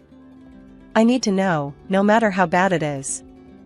We started with the will of my parents, a document I had never seen before. As Tom read it aloud, the reality of their love for me, their hopes for my future, hit me hard. They had left me not just their savings, but also investments and properties, a legacy meant to secure my life. And there, in clear legal language, was the clause about my inheritance coming into full effect at 18. "So, they've been lying to you, Ruth. All this time," Tom said, his voice tight with anger. "But why? How could they just use me like this?" The betrayal stung, a bitter pill to swallow. We dug deeper, examining the documents I had signed. Tom's legal knowledge helped unravel the complex web of deceit. "Look here," he pointed out. "By signing this, you basically allowed them access to your funds. They've been funneling your inheritance into their accounts." The realization hit me like a freight train. My trust, my loyalty, had been manipulated to fund their lavish lifestyle. "I can't believe this. They told me it was all for benefits, for my college fund," I said, feeling naive and foolish. "It's classic fraud, Ruth. And it's illegal." "You have rights," Tom reassured me, his hand finding mine. The next steps were daunting. We discussed lawyers, legal battles, and the possibility of going public. The thought of facing Aunt Maria and Uncle John, exposing them for the frauds they were, made my stomach churn. "We'll need evidence, solid proof that can't be dismissed," Tom said, already plotting our course of action. I was scared, more scared than I'd ever been, but the fire of justice burned within me. "Let's do it. Let's expose them. I can't let them get away with this." The determination in my voice surprised even me. I was no longer the timid girl who had arrived at their doorstep, seeking refuge. I was a woman wronged, ready to claim what was rightfully mine. The plan was set. We would gather more evidence, consult with a lawyer Tom knew, and build a case that would stand up in court. It was going to be a long, hard fight, but I was ready. Ready to face the guardians who had become my oppressors, ready to reclaim my life and my future. The days leading up to the court date were a blur. Tom and I spent every moment poring over documents, meeting with our lawyer, Mr. Henderson, and preparing our case. The evidence was solid, but the thought of facing Aunt Maria and Uncle John in court made my stomach twist in knots. "Remember, it's about the truth," Mr. Henderson reminded me as we sat in his cluttered office, papers strewn about. "Stick to the facts, and we'll get through this." The day of reckoning arrived faster than I had hoped. The courtroom was cold, sterile, and filled with the murmurs of onlookers. Uncle John and Aunt Maria sat across from us, their faces stoic, betraying no sign of guilt. "Ms. Thompson, can you confirm that you were unaware of the contents of the documents you were signing at the request of the defendants?" the judge asked, his gaze fixed on me. "Yes, Your Honor. I trusted them. I thought they were looking out for me," I replied, my voice steady, despite the turmoil inside. Aunt Maria's lawyer was slick, trying to paint me as an ungrateful niece, biting the hand that fed her. "Isn't it true that the defendants provided you with a home and care after your parents' tragic demise?" he asked, his tone dripping with insinuation. "They did, but that doesn't give them the right to steal my inheritance," I shot back, refusing to be intimidated. The turning point came when Tom took the stand, presenting the financial records we had uncovered. These documents clearly show the transfer of funds from Ms. Thompson's accounts to the defendants, immediately following her signature on the documents they presented to her. He explained, his confidence undercutting the defense's arguments. Aunt Maria and Uncle John squirmed in their seats, their facade finally cracking under the weight of evidence against them. After what felt like an eternity, the judge delivered his verdict. The evidence presented clearly demonstrates a breach of trust and fraudulent activity by the defendants. I hereby order the immediate restitution of all misappropriated funds to Ms. Thompson, along with appropriate penalties for the defendants. The courtroom erupted in murmurs, but all I could hear was the pounding of my heart. Justice had been served. Outside, the sun seemed brighter, the air fresher. "You did it, Ruth. You stood up for yourself," Tom said, wrapping me in a hug. "I couldn't have done it without you," I whispered, feeling a weight lift off my shoulders. With my inheritance rightfully returned, I set my sights on the future. With my inheritance rightfully returned, I set my sights on the future. I started studying to be a designer, fulfilling my long-held dream. It was difficult, but interesting. And it's fair to myself. Years had flown by, turning pages filled with trials into chapters of triumph. My atelier, once just a dream woven from threads of hope and defiance, now stood as a testament to my journey. I had built a name for myself in the city, not just as a fashion designer, but as a symbol of resilience.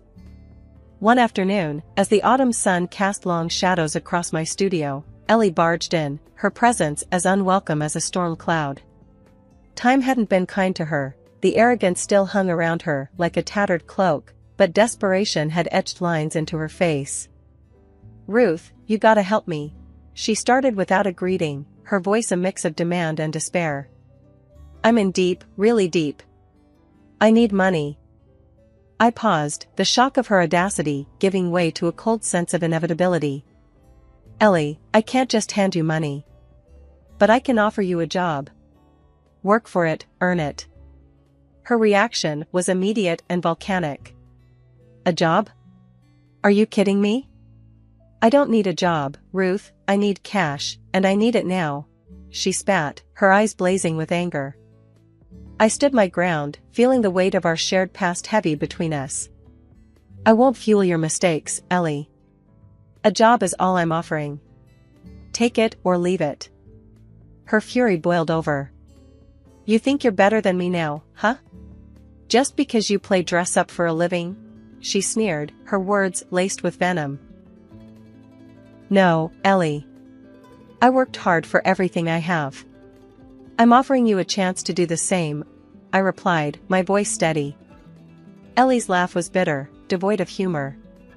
I don't need your charity or your lectures. You'll regret this, Ruth. As she stormed out, I felt a wave of sadness for what we both had lost, but also a deep, unshakable conviction in my choices. I had learned the hard way that no one could save you if you weren't willing to save yourself. Weeks later, news trickled down to me that Aunt Maria and Uncle John's house had been sold off to cover debts. Ellie had vanished, chasing after windfalls that would never come. The cycle of choices and consequences had come full circle. Sitting in my studio, surrounded by the vibrant chaos of creativity, I reflected on the journey. From the ashes of a broken past, I had carved out a space where dreams took shape, where resilience was the fabric of success. Tom, now my husband and partner in every sense, placed a supportive hand on my shoulder. You okay? I smiled, leaning into his strength. Yeah, I am. It's just, life's funny, isn't it? How it all turns out. He squeezed my shoulder gently. It's not just life, Ruth. It's you. You made this happen. You turned the odds into your masterpiece. As the sun dipped below the horizon, casting a golden glow over the city, I realized he was right.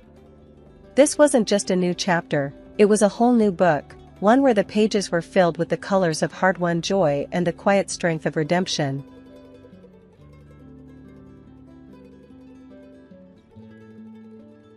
I was at that cozy little dive bar downtown when I first bumped into Alex. My friend, Jess, dragged me there after work, promising it'd be a chill night. Little did I know, it would change everything. Come on, Tasha, it'll be fun. Plus, you need to get out more, Jess had insisted, her arm looped through mine as we navigated through the crowded space, filled with the hum of conversations and the occasional clink of glasses. I was scanning the room, taking in the mismatched furniture and dim lighting, when I accidentally collided with someone. Watch where you're going. I blurted out, before even looking up. Sorry about that, a deep, amused voice responded. It was Alex. His apology came with a grin that, despite my irritation, I found disarmingly charming. Jess, ever the social butterfly, jumped in. Oh, hey Alex. Didn't know you hung out here too. This is my friend I've been telling you about. Alex extended his hand, still smiling. Nice to meet you, I'm Alex. Seems like fate's got a funny way of introducing us. I shook his hand, feeling a weird mix of annoyance and curiosity. I'm Tasha. I'm sure fate's got better things to do, I retorted, trying to match his casual demeanor. We found a table, and the night unfolded with laughter and stories.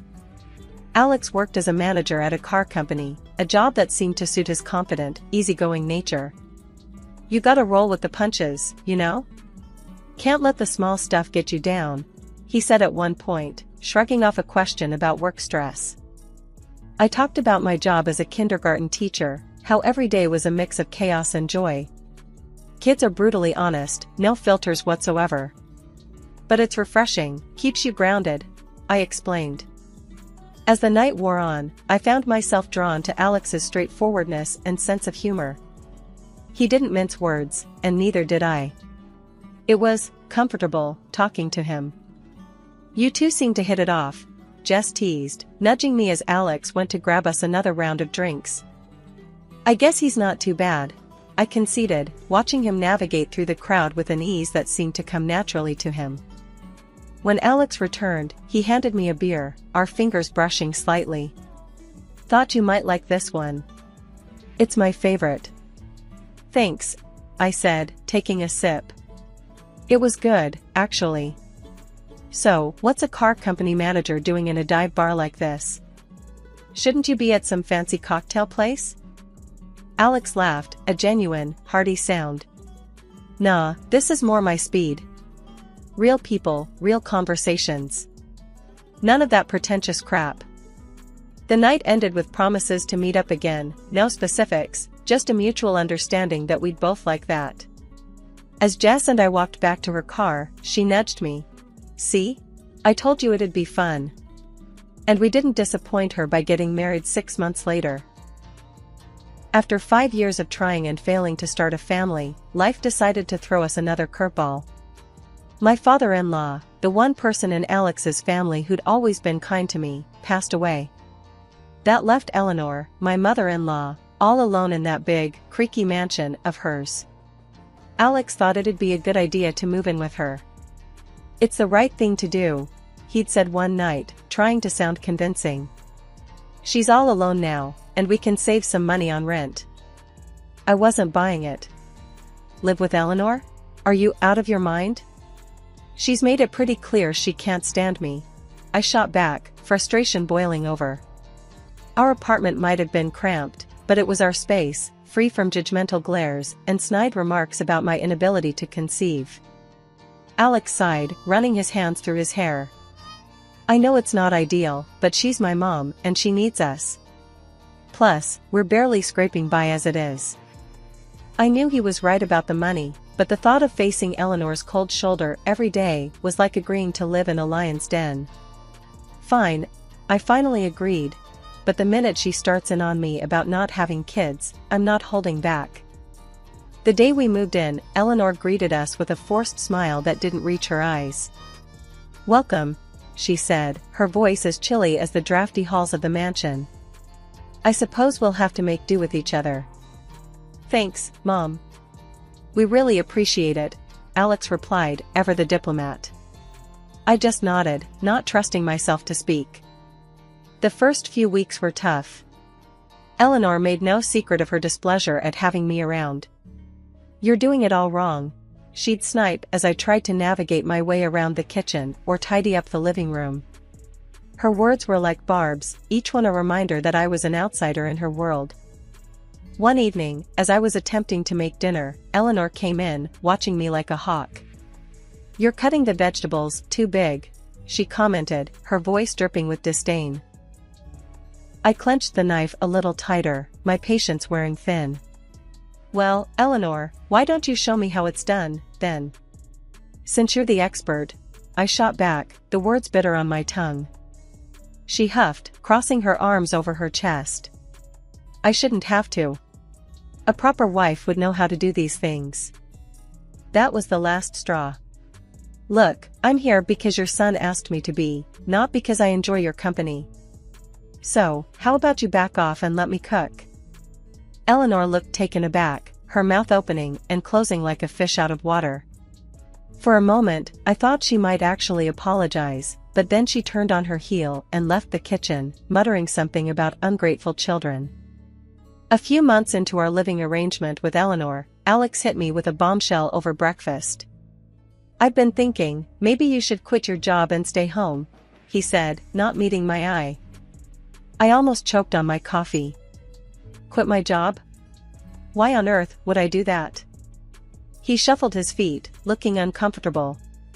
"Well, with Mom's health and all, we need someone to take care of her. And the house. It's a lot, and hiring a nurse plus a housekeeper? That's gonna drain us dry." I was floored. "So, you want me to become what? A full-time maid and nurse?" The thought of leaving my job, the kids I taught, it felt like he was asking me to give up a part of myself. "It's not like that," Alex protested. "It's just temporary. Until we figure something else out."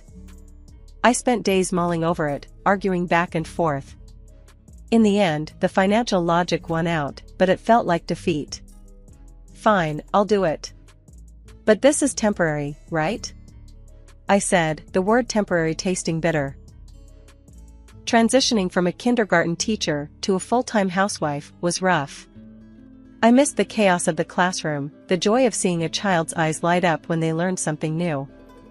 Instead, I found myself knee-deep in laundry, dust, and the endless task of trying to please Eleanor. At first, Eleanor seemed to take a perverse pleasure in critiquing my every move. "You're not cleaning that right," she'd say, watching me struggle with the ancient vacuum cleaner that seemed to cough dust rather than collect it. Or during dinner, "This chicken is dry. Didn't your mother teach you how to cook?" I bit my tongue, reminding myself this was all temporary. But as the days turned into weeks, something shifted. Maybe it was the day Eleanor found me crying over a burnt casserole, or maybe she just got tired of eating poorly seasoned food, but she started to soften. "Here, let me show you how to make my meatloaf," she offered one day, her voice lacking its usual sharpness. Alex always loved it as a boy. Cooking with Eleanor was a revelation. Under her guidance, I started to actually enjoy it. We found common ground in the kitchen, of all places. I even began reading to her, newspapers at first, then novels. Our conversations grew, branching out from the mundane to the personal. I learned about Alex as a child, about my father-in-law, about the history of the family I'd married into. I thought Alex would be pleased to see his mother and me getting along. Instead, he seemed more distant. "That's great," he'd say, barely looking up from his phone when I told him about Eleanor's stories from his childhood, or the new recipe we'd mastered together. It was like he was there, but not really. "Don't you care that your mom and I are finally getting along?" I asked him one night, frustration boiling over. He looked up, surprised. "Of course, I do. It's just, work's been crazy. You know how it is." But I didn't, not really. Our worlds were drifting apart, him with his late nights, and me with my days filled with cleaning, cooking, and caring for Eleanor. His detachment stung, a reminder of the gap that had opened up between us, a gap that no amount of housework or caregiving seemed able to bridge. As time went on, I couldn't help but notice Alex's behavior changing. He started coming home later and later, always saying work was to blame. "It's just slammed at the office," he'd tell me, barely looking up from his dinner. It wasn't just the late nights, though. He began sleeping in the spare room, claiming he didn't want to disturb me with his restless nights. Then there was Sarah, Alex's sister, who seemed to enjoy poking fun at me whenever she visited. "Nice place you've got here. Fits you perfectly, old and kinda sad," she'd say with a snicker, glancing around the mansion with disdain. Every time she showed up, it was like she had a sixth sense for when we were struggling the most. "Mum, I need some money," she'd demand, not even a hello. And like clockwork, Eleanor would open her purse, no questions asked. Eleanor's health was on a steady decline, and one day, it hit a new low. She couldn't even get herself into the bath. She called for Sarah, who was over at the time, but all she got was a cold shoulder. "I'm not here to bathe you, Mother." "Figure it out," Sarah snapped, before storming out. Hearing the hurt in Eleanor's voice as she cried broke something in me. I found her in her room, tears streaming down her face. "I'll help you," I said softly, putting aside the years of tension between us. From that day on, our relationship took a turn I never expected. She started opening up, treating me more like a daughter than an unwanted guest. Amidst all this, Alex dropped another bombshell: he'd bought an apartment near his work. "It's easier with the late hours. Saves me the commute," he explained one evening, almost as an afterthought. Curious, I asked to see it. "Can I visit? Just to see where you're staying?" His reaction was swift and sharp. "It's just a basic place, nothing to see. Not a museum." The real kicker came from Eleanor, of all people. One quiet afternoon, she pulled me aside, her voice barely above a whisper. "He bought that apartment with my money. Put it in my name, too. Even the utility bills come out of my account." I was stunned. How had things gotten to this point? The man I gave up my career for was leading a double life funded by his mother. And here I was, caught in the middle of a family I was trying to fit into, now bound by secrets and lies. The mansion, once a symbol of decay and neglected history, began its transformation on a chilly morning that promised change. I had spent countless nights researching, planning, and dreaming. The thought of Sarah's mocking words spurred me on, igniting a fire within me to prove her wrong. I approached Eleanor with my proposal, armed with sketches and color swatches. "Eleanor, I've been thinking," I started, hesitating only for a moment. "The house, it's beautiful, but it could use some love. What do you say we give it a bit of a facelift?" Eleanor peered at me over her reading glasses, the corners of her mouth twitching. "You want to fix up this old place?" she asked, skepticism woven through her words. "Yes, I think it could really brighten things up. Make it feel more like a home again," I replied, my voice steadier than I felt. To my surprise, Eleanor warmed to the idea. "Well, I suppose it wouldn't hurt to freshen things up a bit. Lord knows it's been ages since anything new happened around here." Encouraged by her agreement, I threw myself into the work. The days blurred into a symphony of paint splatters, wallpaper glue, and the screech of sandpaper against wood. Eleanor would often sit by, watching as I transformed her home, piece by piece. Sometimes, she'd even offer a tip or two, her tone softer, almost nostalgic. "Back in my day, we would have chosen a more subdued color. But I must admit, this brightness brings a certain life to the room," Eleanor commented one afternoon as I stepped back to admire the newly painted living room walls. Eleanor couldn't hide her delight. She started inviting her old friends over, showing off the renovations with a pride I hadn't seen in her before. "Look what my daughter has done," she'd boast, her arm around me. It was the first time she'd ever referred to me that way in public, and it warmed my heart. Alex, however, was less than pleased. On one of his rare visits from his apartment, he walked around the house with a frown, inspecting my handiwork like a disapproving inspector. "What have you done to my house?" he finally exploded, anger in his voice. "You think you can just take over?" Before I could respond, Eleanor intervened. "This is still my house, and I say it's never looked better. She's done what none of us bothered to do for years," she declared, her voice sharp, leaving no room for argument. Alex's anger faltered under his mother's gaze, and without another word, he turned and left, the echo of his departure hanging heavy in the air. In the silence that followed, Eleanor turned to me, her expression softening. "Don't mind him. He doesn't understand. But I do. Thank you." The mansion's transformation was more than just a change of scenery, it was a rebirth, for the house and for us. In repairing its walls, I had somehow begun to mend the fabric of our family, weaving Eleanor and me closer together. The day Eleanor fell ill, everything changed. The doctors said it was a stroke, and suddenly, the mansion felt more like a tomb than a home. I was there, every day, at the hospital, holding her hand, talking to her even when she couldn't respond. Alex? Sarah? They were nowhere to be seen. It was as if they couldn't be bothered, their own mother lying there, a shadow of her former self. When Eleanor finally came home, it was a bittersweet victory. She was bedridden, a mere whisper of the formidable woman she once was. That's when Alex and Sarah decided to show up, not out of concern, but greed. I overheard them one day, in the drawing room, voices low but greedy. "The house should go to me," Alex was saying. "I'm the eldest. It only makes sense." Sarah snorted. "You think I'm just going to step aside?" She promised me the jewelry, the antiques. I've got plans for those. Their mother, their own flesh and blood, was lying helpless, not 10 feet away, and here they were, divvying up her possessions like vultures circling a carcass. Fury boiled inside me. I stormed into the room, unable to hold back. "How dare you? She's still here, still fighting, and this is how you honor her? By fighting over her things like she's already gone?" They turned to me, surprise and irritation flashing in their eyes. "This is family business," Alex snapped. "Stay out of it." Sarah just sneered. What would you know about it? You're just the help. But I wasn't just the help.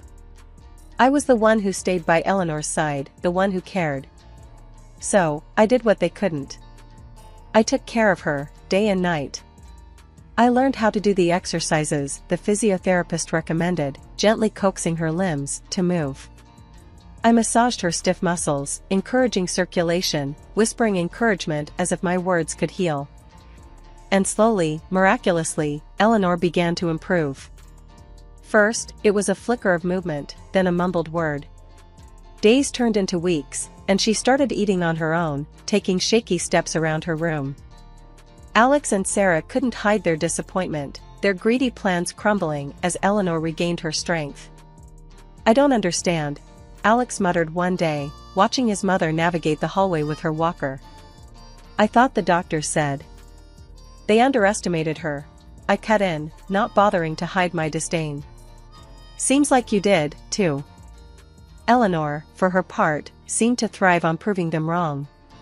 With every step, every word, she reclaimed a piece of herself that had been lost to the stroke. And I, who had once felt like an outsider in this family, found a sense of purpose and belonging I hadn't known I was missing. And then the unexpected happened, a second stroke, and Eleanor passed away. The day of the funeral was draped in a somber gray, the sky mourning Eleanor as much as any of us. The service had just ended, the air still thick with grief and whispered condolences, when Alex made his entrance. Not alone, but with a woman clutching his arm and 2 young children in tow.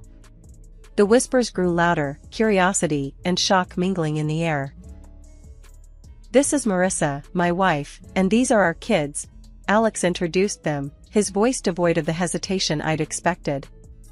My world, already unsteady from loss, seemed to tilt further. Your wife? I echoed, the words bitter on my tongue. And you think you can just waltz back here and take over? Alex's gaze was defiant. This is my family's home. We belong here. Sarah's laughter cut through the tension. Looks like you're out, dear. Mum's money, the house, it's all going to be properly managed now. Their audacity left me reeling, but I was spared from responding by the arrival of the notary, a briefcase in hand. If I may, it's time to read Eleanor's will. We gathered in the living room, the very heart of the mansion Eleanor had loved so dearly. The air was thick with anticipation and, on my part, a sliver of hope.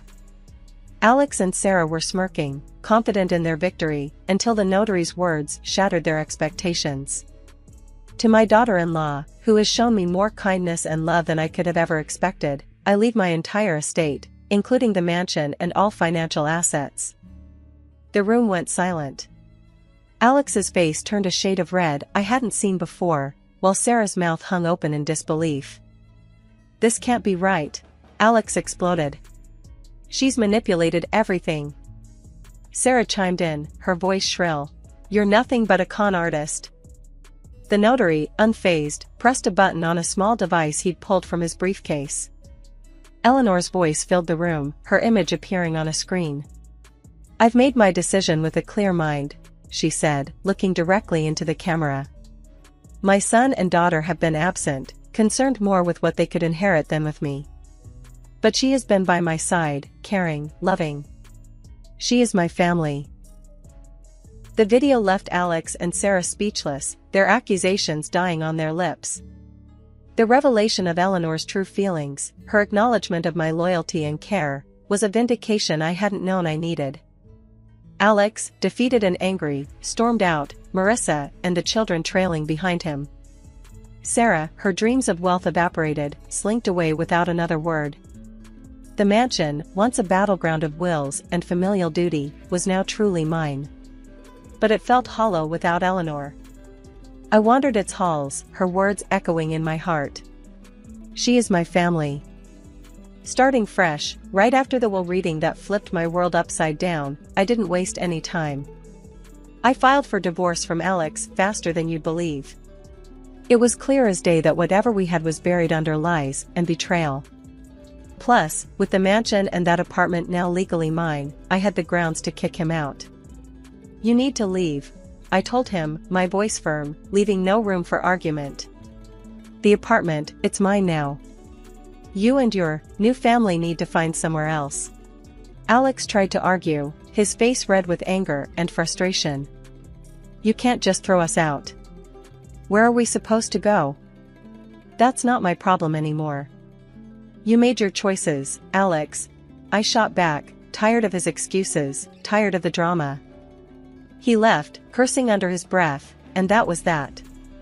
He and his second family started hopping from one rental to another.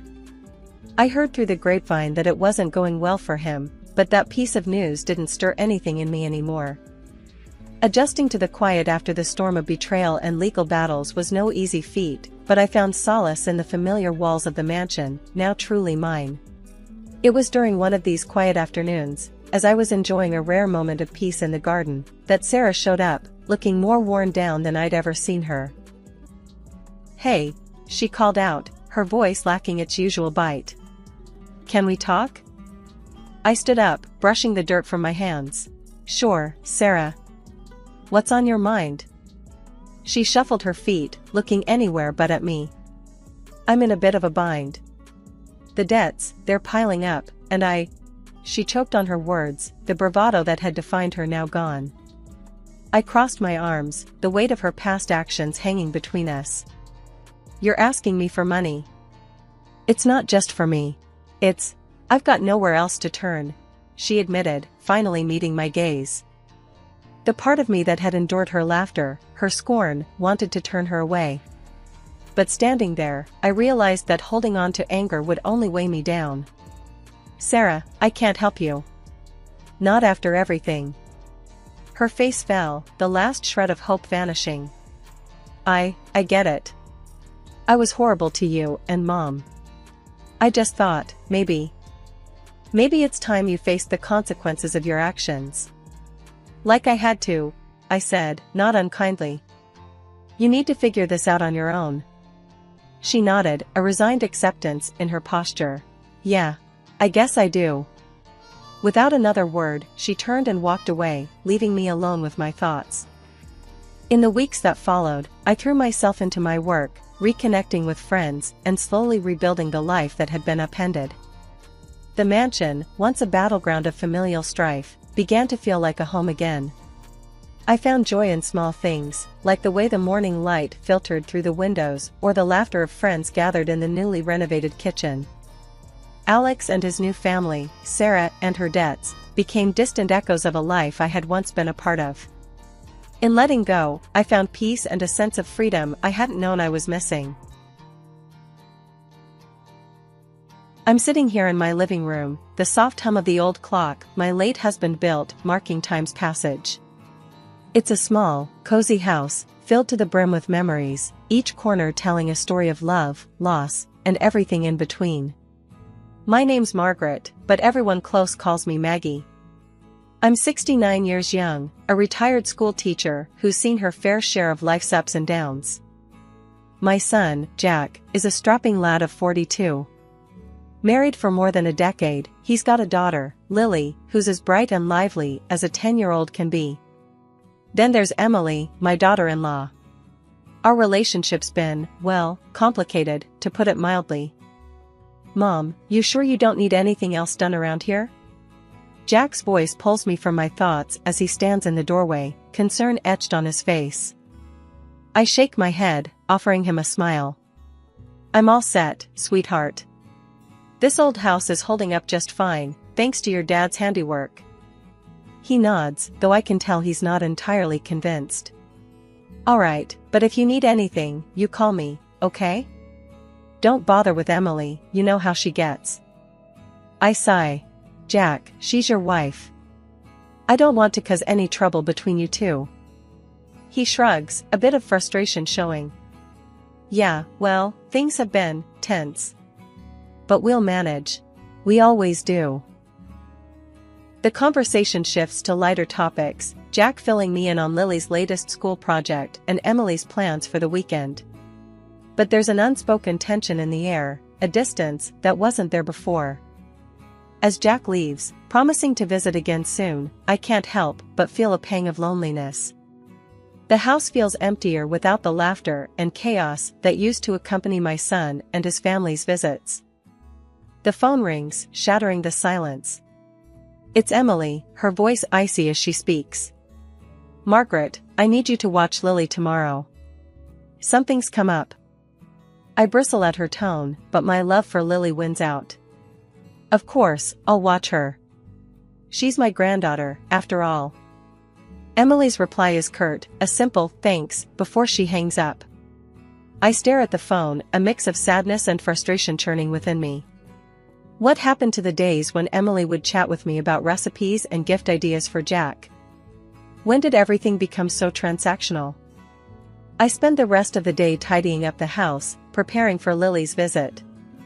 It's in these quiet moments, surrounded by the love and care that went into building this home, that I find my strength. This house, built on memories, stands as a testament to the life my husband and I built together. And no amount of tension or harsh words can take that away from me. Back in the day, life was simpler, or so it seemed.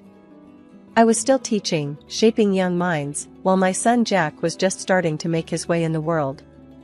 Emily entered our lives like a whirlwind, full of ideas and ambition, which I admired, even if we didn't see eye to eye on everything.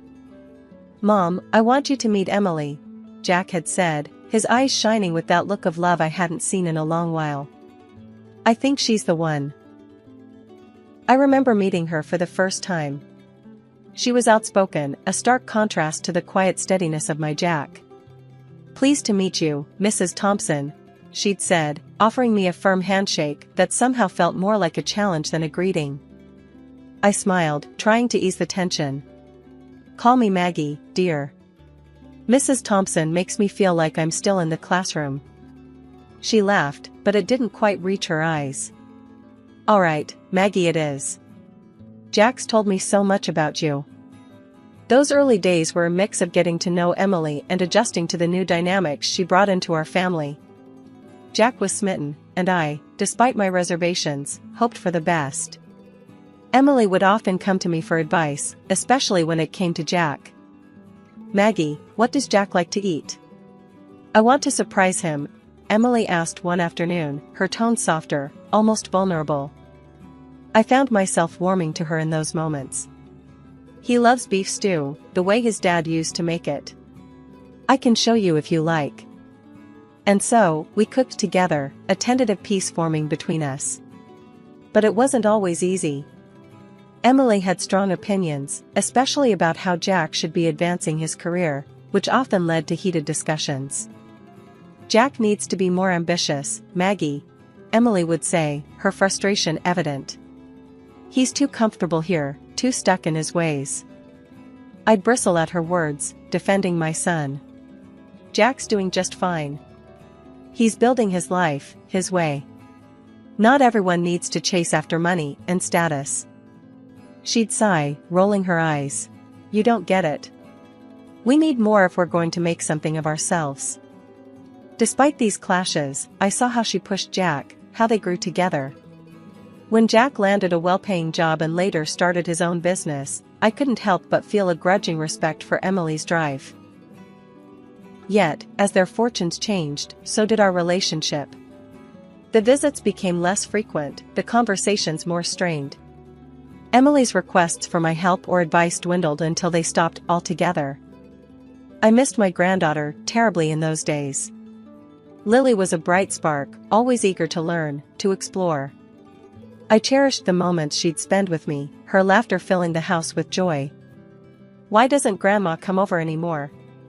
I overheard Lily ask her parents one day, her voice tinged with confusion and sadness. Jack was quick to reassure her. "Grandma's always welcome, sweetheart. We've just been busy, that's all." But Emily's response was cooler, more distant. "Your grandma has her own life, Lily. We can't expect her to be around all the time." I bit my tongue, refusing to let the hurt show. Instead, I focused on the love I had for my family, holding on to the hope that things would improve.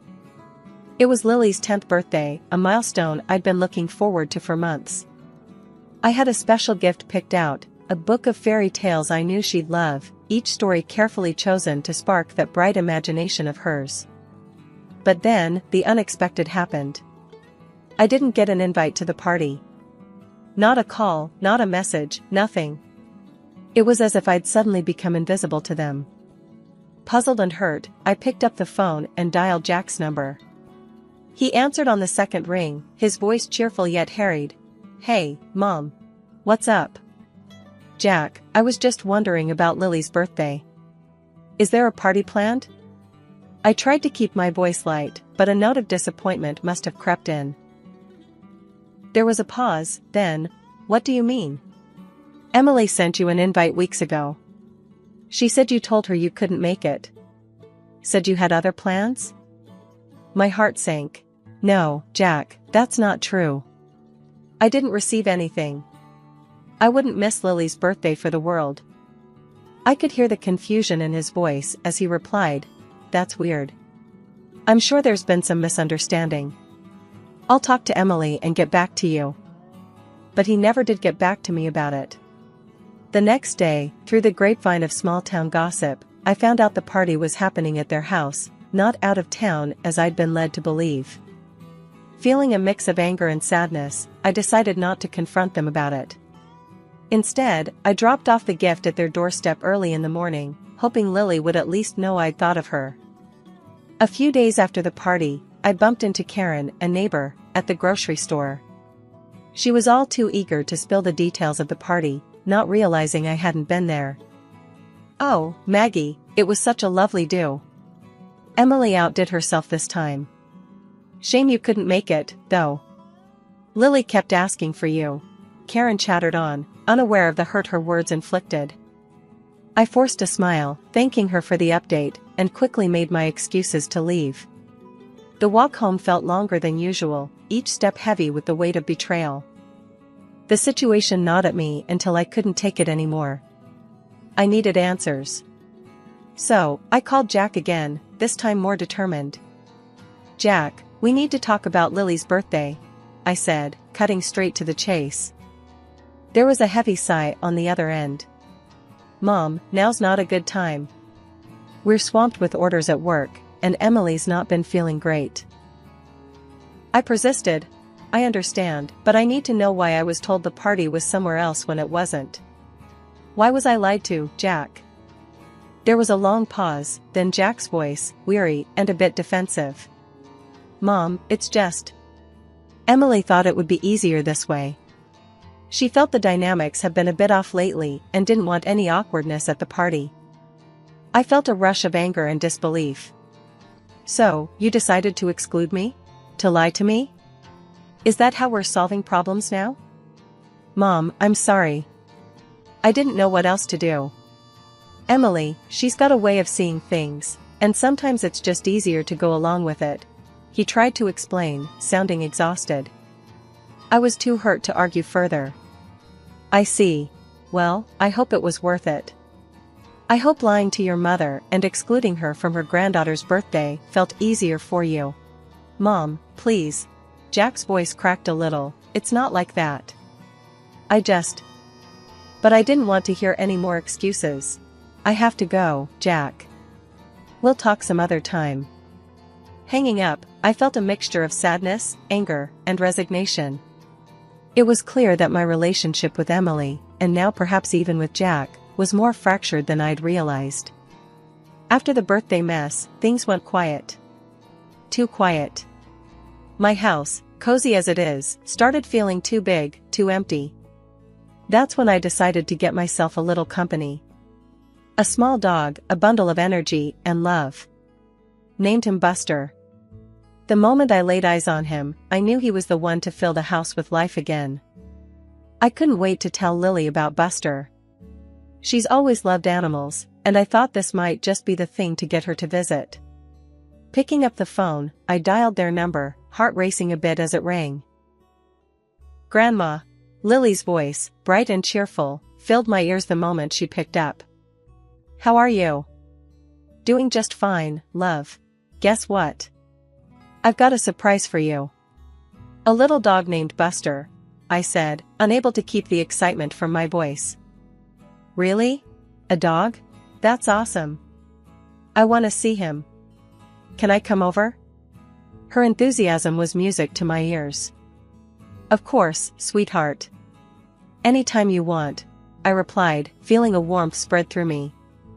Turns out, I didn't have to wait long. That very afternoon, the doorbell rang. There stood Emily, looking as if she'd rather be anywhere else, and Lily, eyes sparkling with excitement. We can't stay long, Emily announced, barely crossing the threshold. Ignoring the tension, I ushered them into the kitchen, deciding to make the best of it. Let me get you some tea and cake. Make yourselves at home. As we settled, Emily's eyes roamed, landing on the new oven and the bits of new furniture around the house. These are new, she remarked, her tone sharp.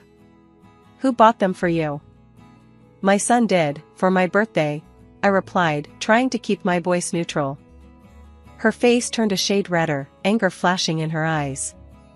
You shouldn't be demanding money from him like that, she snapped. Before I could even think of a response, Lily came running in, a scratch visible on her arm. Emily saw it and lost it. That dog of yours bit my daughter, she accused, voice rising. He didn't bite me, Mom. I scratched myself outside, Lily tried to explain, but Emily wasn't having any of it. We're leaving. And we won't be back, Emily declared, dragging Lily away, before I could even get a word in. Once they'd left, I felt a mix of anger and sadness. I needed some sense talked into me, so I called my sister, Carol. Carol, you won't believe what just happened, I started, recounting the whole ordeal. Carol, ever the voice of reason, listened quietly before speaking. Maggie, don't let it get to you. It's clear as day that dog didn't bite anyone. Emily's just looking for an excuse. But Jack won't even answer my calls now, and neither will they, I said, feeling defeated. Give it time, Maggie. They'll come around.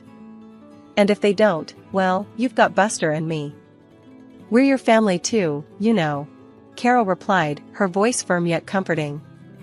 She was right, of course. Buster wagged his tail, looking up at me with those big, loving eyes. No words needed. He was here, and so was Carol. Maybe that was enough family for now. Thanks, Carol. I needed that, I said, feeling a bit better. Want to come over and meet Buster? I thought you'd never ask. I'll be right over, she replied, and I could hear the smile in her voice. Hanging up, I looked down at Buster, who seemed to sense my mood had lifted. Looks like it's just you and me, kid. And Carol, when she gets here. We're gonna be just fine. A year. A whole year without a word, without seeing their faces. The silence was deafening, the loneliness, a constant companion alongside Buster. Then, life threw another curveball, pneumonia. It hit me like a freight train, landing me in the hospital, before I even knew what was happening. Carol, bless her, was by my side every day, worry etched deep in her brows.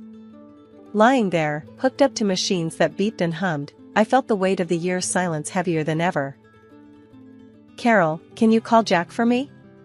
I asked, my voice barely a whisper. It was a long shot, but I had to try. She hesitated, knowing all too well the silence that had filled the void between us. But she nodded, pulling out her phone and dialing Jack's number. I listened, holding my breath, as she spoke. Jack, it's Carol. Your mom's in the hospital. She's very sick. Yes, pneumonia. She's asking for you. The pause that followed felt like an eternity.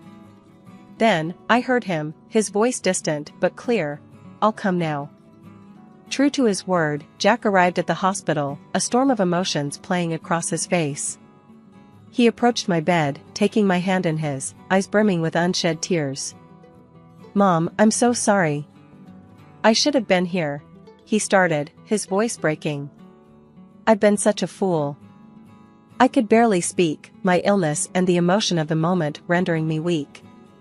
Why, Jack? Why did you believe that, about Buster? He looked away, shame coloring his features. Emily told me, showed me a scratch on Lily's arm.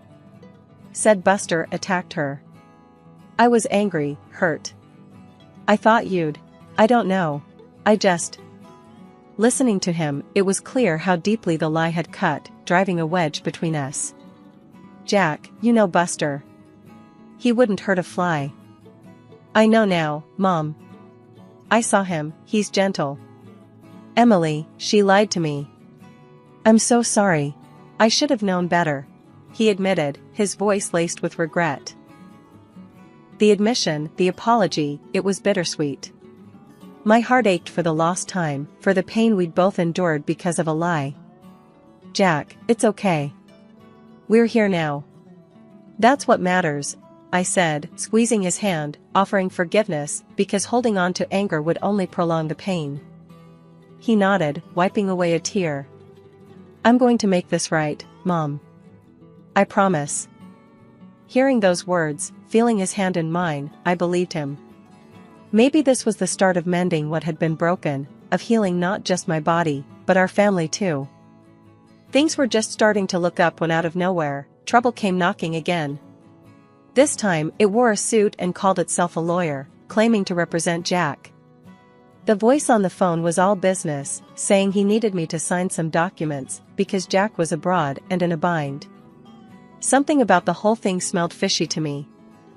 First thing I did was try calling Jack, but wouldn't you know it, his phone was as good as a brick. No answer. That's when I got that sinking feeling in my gut. I rang up Carol, told her to come over quick. Something's not right, I told her, pacing the floor until she showed up. When the lawyer showed up, all smiles and handshakes, I knew I had to play it smart. He pushed a stack of papers towards me, saying it was all just formalities, that Jack needed this done pronto.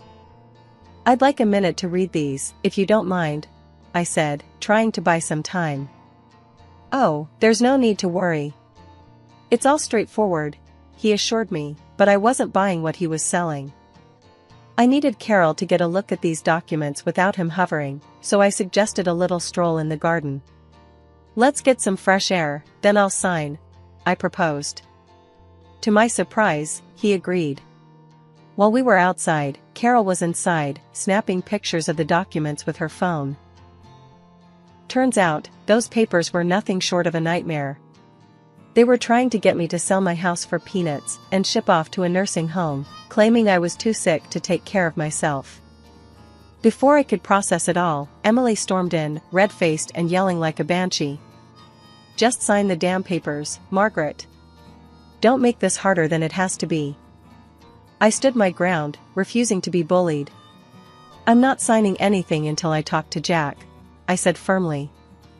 That's when I called the police. Emily was livid, spewing lies about me having dementia, trying to paint me as some doddering old fool. The police showed up, and Emily switched gears, playing the concerned family member. But we had proof. I showed them the audio recording of the lawyer's spiel, and Carol showed them the photos she'd taken of the documents. Emily's tune changed real quick, then.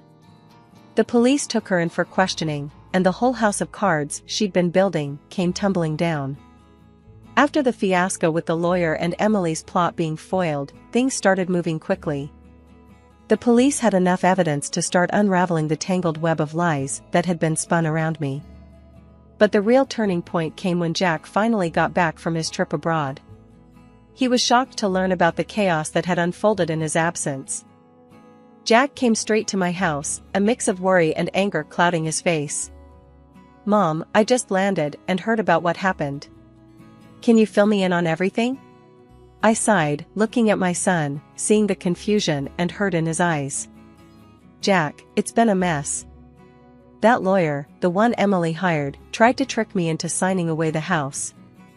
And if it weren't for your Aunt Carol, I might have fallen for it. Jack's face turned red with anger. That's unbelievable.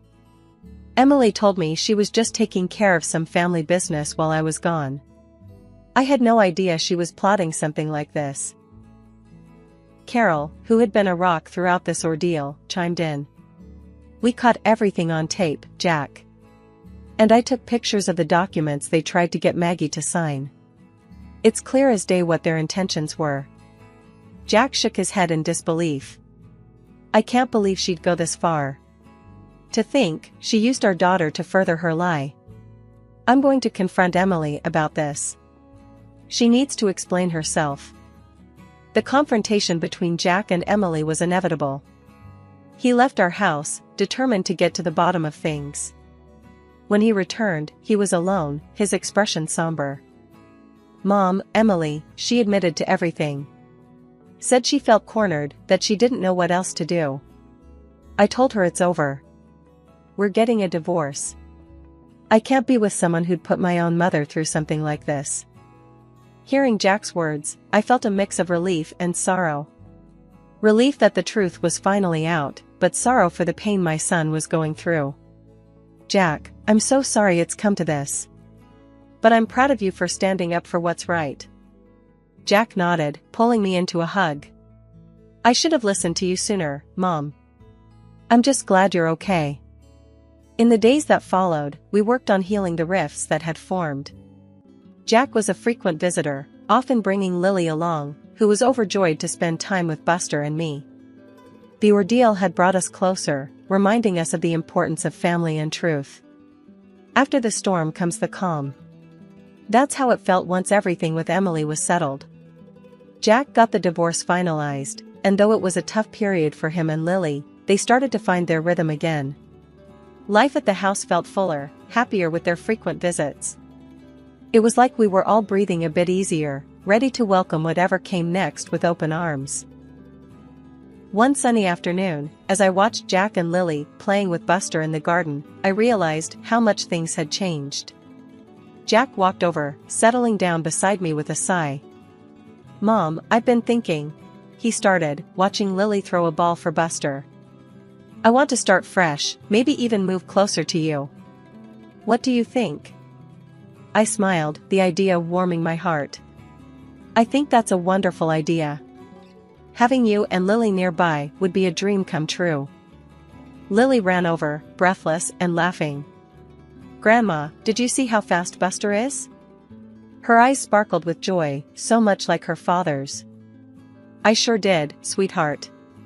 He's got quite the sprint on him, I replied, hugging her close. As we sat there, chatting about school, friends, and all the little things in between, I couldn't help but feel a deep sense of gratitude.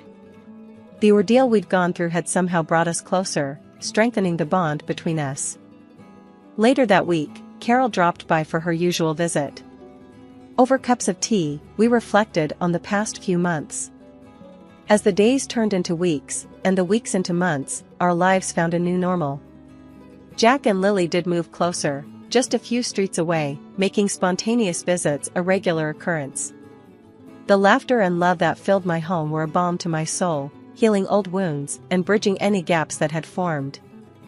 One evening, as we all gathered for dinner, Jack raised his glass in a toast. To new beginnings, to family, and to a future filled with love and laughter. We've come through the storm, and now it's time to enjoy the sunshine. We all echoed his sentiment, clinking glasses and sharing smiles. It was a simple moment, but it held the weight of everything we'd endured and overcome together. When I first met Alex at a crowded finance conference, it wasn't exactly love at first sight. We bumped into each other, coffee in hand, both of us running late for the same session. Watch it. I snapped, as a bit of my coffee splashed over the rim. Sorry about that, Alex shot back, not missing a beat. Guess we're both trying to cram knowledge in at the last minute, huh? Despite the rocky start, we found ourselves laughing about it later. Turns out, we had a lot in common, especially our drive for success and independence. After dating for a year, filled with heated debates and passionate makeups, we decided to take the plunge and get married. But not in the traditional sense. We both loved our jobs. I was climbing the ladder in financial accounting, and he was making waves in sales. So, we laid it all out, blunt and straightforward. Screw traditional, Alex said one evening, his eyes serious for once. Let's not be one of those couples who end up fighting over money. I nodded.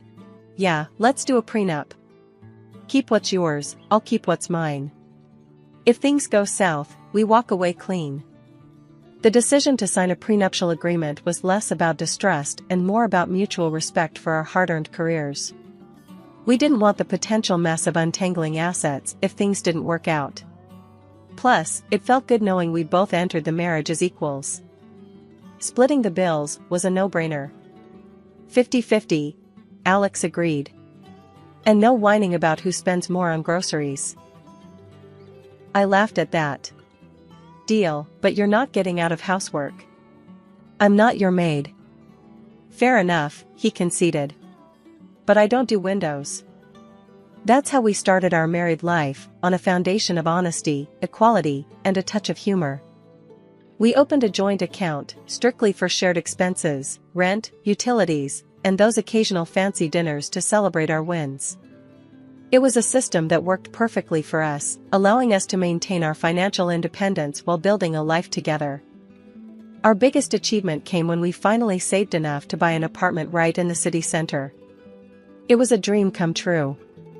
The day we got the keys, we stood in the empty living room, surrounded by boxes and painting supplies, both of us grinning like idiots. Look at this place, I said, spreading my arms wide. Our very own piece of the concrete jungle. Alex wrapped his arms around me from behind, resting his chin on my shoulder. It's perfect. Just needs a bit of paint and maybe some of those fancy curtains you like. I leaned back into him, feeling the warmth of his body. We did it, babe. 50-50, all the way. Yeah, he whispered, kissing the side of my head. Our perfect little empire. That apartment wasn't just a home, it was a symbol of our partnership, our commitment to walking side by side as equals.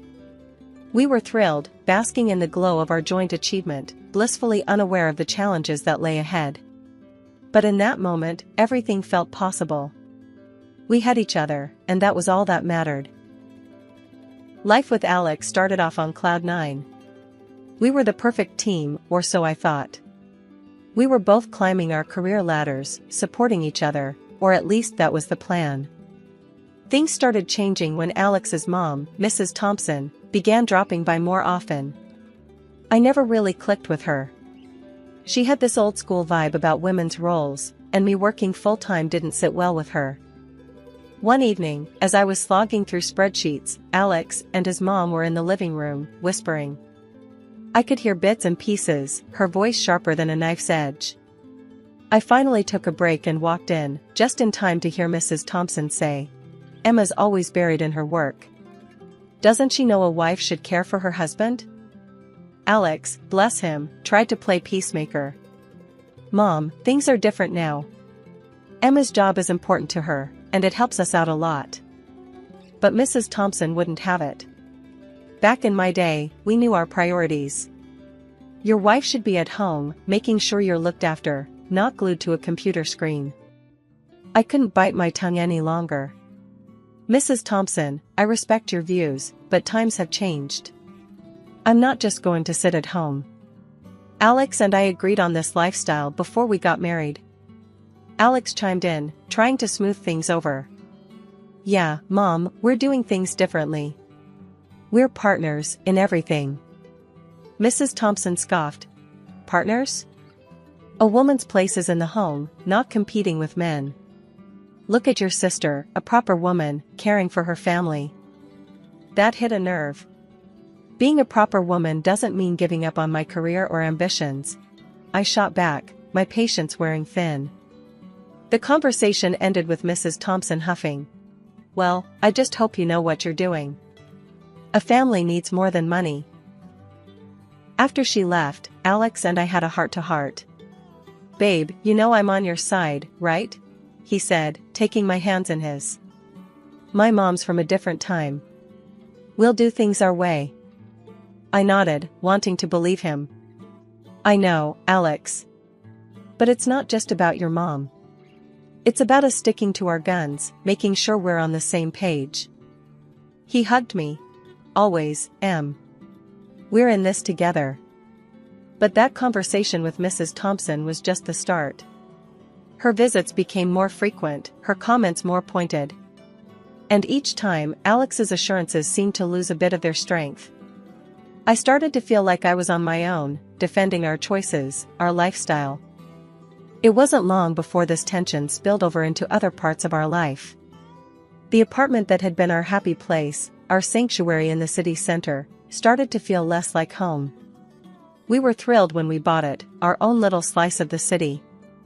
It was supposed to be our fortress against the world, but instead, it began to feel like a battleground for old versus new, tradition versus ambition. Our happy acquisition was turning into a reminder of the growing divide between us, a divide that seemed to widen with every visit from Mrs. Thompson and every silent dinner that followed. Our home, once filled with laughter and plans for the future, now echoed with the unspoken tensions of a partnership strained by external pressures and unmet expectations. The days turned into a pattern I couldn't ignore. I kept the pace at work, juggling numbers and deadlines like a pro, all for the sake of our future. Alex, on the other hand, started showing up home way earlier than usual. At first, I thought it was a temporary thing, but then the pattern stuck. The joint account, once buzzing with regular deposits from both of us, began to feel the absence of his contributions.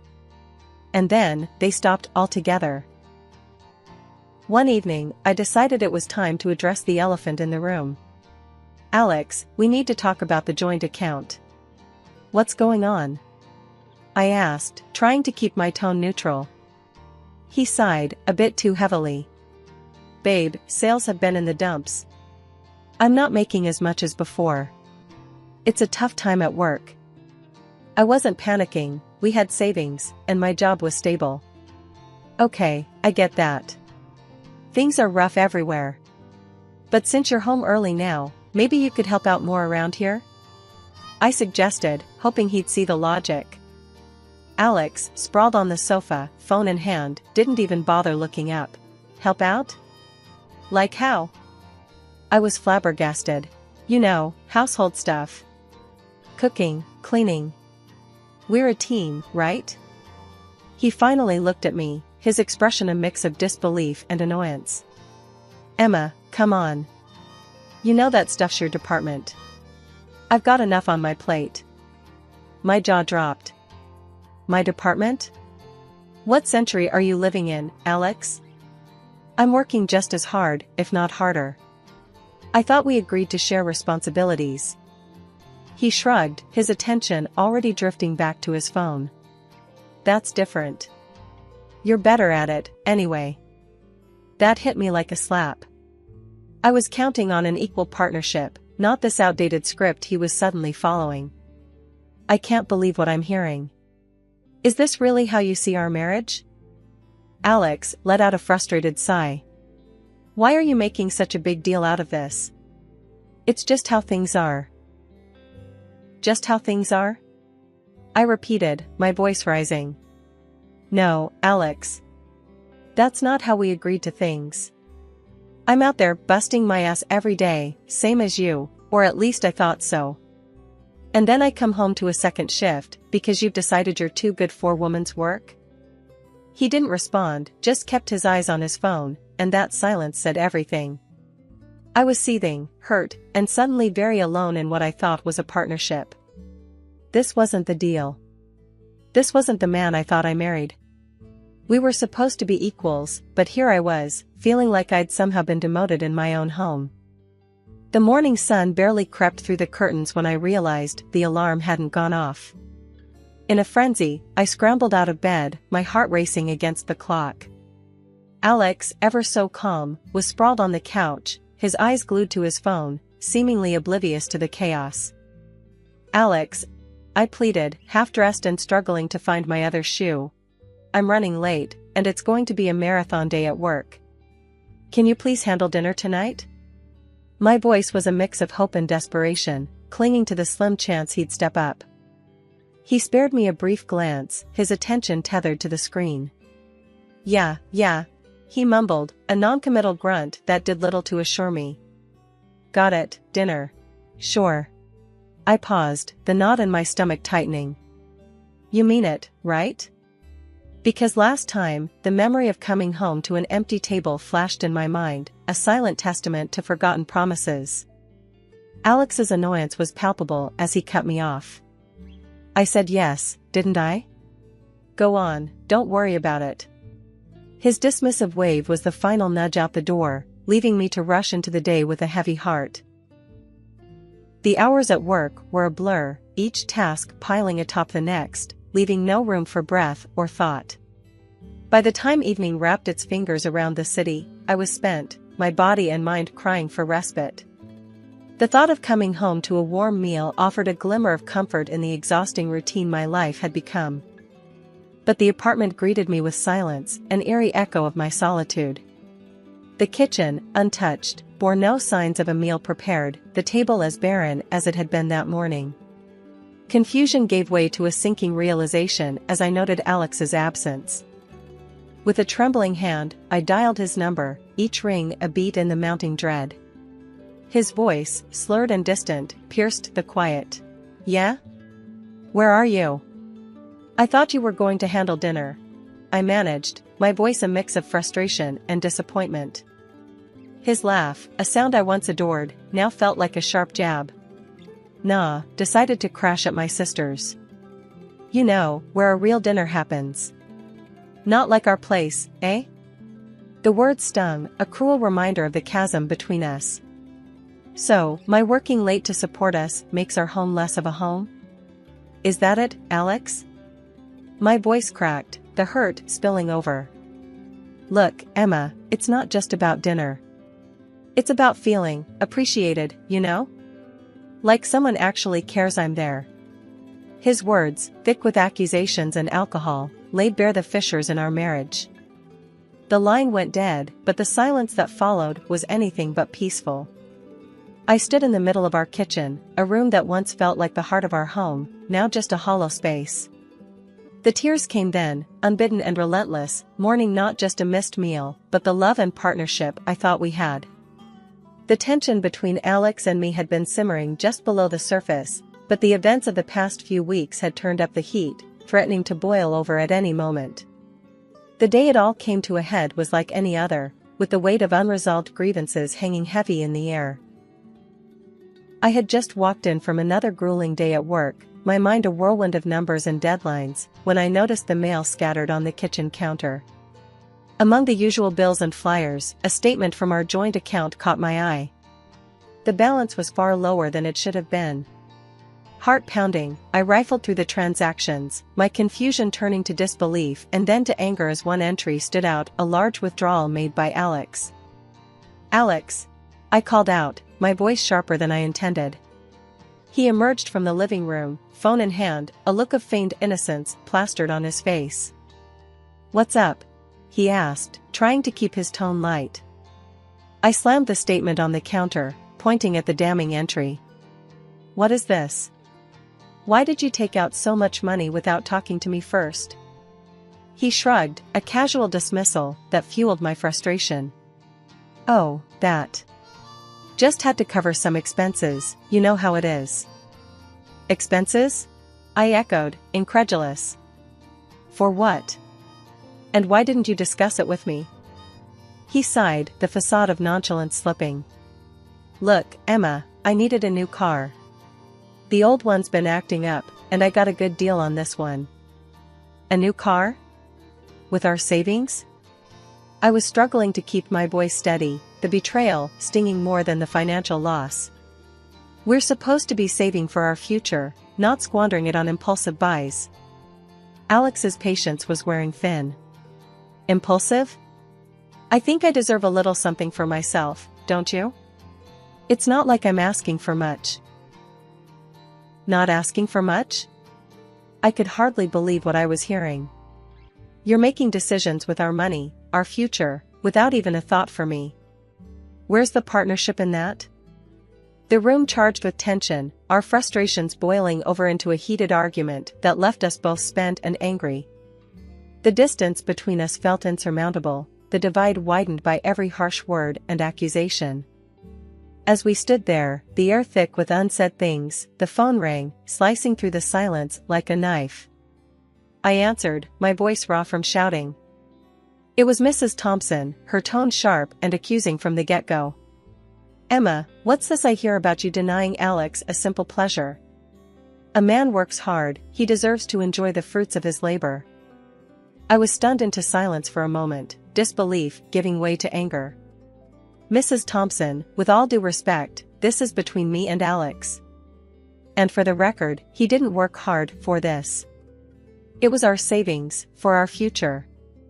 Her scoff was audible, dripping with disdain. You young people and your future. A good wife supports her husband's decisions, not questions them. In that moment, I knew something had to change. But whether we could bridge the gap between us, or if it was too late for repairs, only time would tell. What was clear, however, was that the path ahead would be anything but easy. Life has a way of throwing surprises at you when you least expect them. Just when I thought things couldn't get more complicated, I received a letter that knocked the wind out of me. My great-uncle, a man of few words and solitary habits, had passed away. I hadn't seen him in years, and our interactions were nothing more than occasional, awkward conversations during the rare family gatherings. Yet, here I was, holding a letter from a lawyer, telling me he had left me everything he owned. His entire estate, his savings, everything was now mine. It was surreal, to say the least. I remember staring at that letter, the words blurring as a mix of emotions washed over me. Sadness, confusion, and a creeping sense of responsibility I wasn't sure I was ready for. And then there was Alex. His reaction to the news was like he'd hit the jackpot. "Babe, do you realize what this means? We're set," he exclaimed, his eyes lighting up with a mixture of excitement and, dare I say, greed that I hadn't seen in him before. A week has passed, and I returned home tired after another crazy day at work. What I saw shocked me. There, in the midst of what should have been an ordinary evening, was my husband, Alex, beaming like he'd won the lottery, surrounded by his family, all of them basking in the glow of my great-uncle's unexpected generosity. "Look who's finally home!" Alex exclaimed, thrusting a glass of champagne into my hands, his excitement palpable. "We're celebrating your big windfall, babe." The sight of the lavish spread from the city's priciest restaurant laid out on our table, and the merriment in their eyes, felt jarringly out of place. My mind raced, trying to piece together the surreal scene before me. "Quit my job today," Alex announced proudly, as if he'd just made the most normal decision in the world. "Why work when we've got this fortune, right?" His grin widened, oblivious to the shock that must have been written all over my face. His parents, his sister, her husband, their kids, all were there, acting as if they'd just won the jackpot. And then, as if on cue, Alex added, "Oh, and before you join us, the dishes won't wash themselves, you know?" Laughter erupted from the crowd, a chorus of approval at his joke. But to me, it sounded like nails on a chalkboard. Fury coursed through me, hot and unstoppable. Here I was, after a day of grueling work, expected to play the maid at my own celebration? It was madness. I was on the brink of unleashing a torrent of anger, ready to set things straight, when Mrs. Thompson, ever the matriarch, called for a serious conversation. Dragging myself to the armchair, every ounce of my being screamed in protest. What could she possibly say that would make any of this better? My mind was a whirlwind of indignation and disbelief.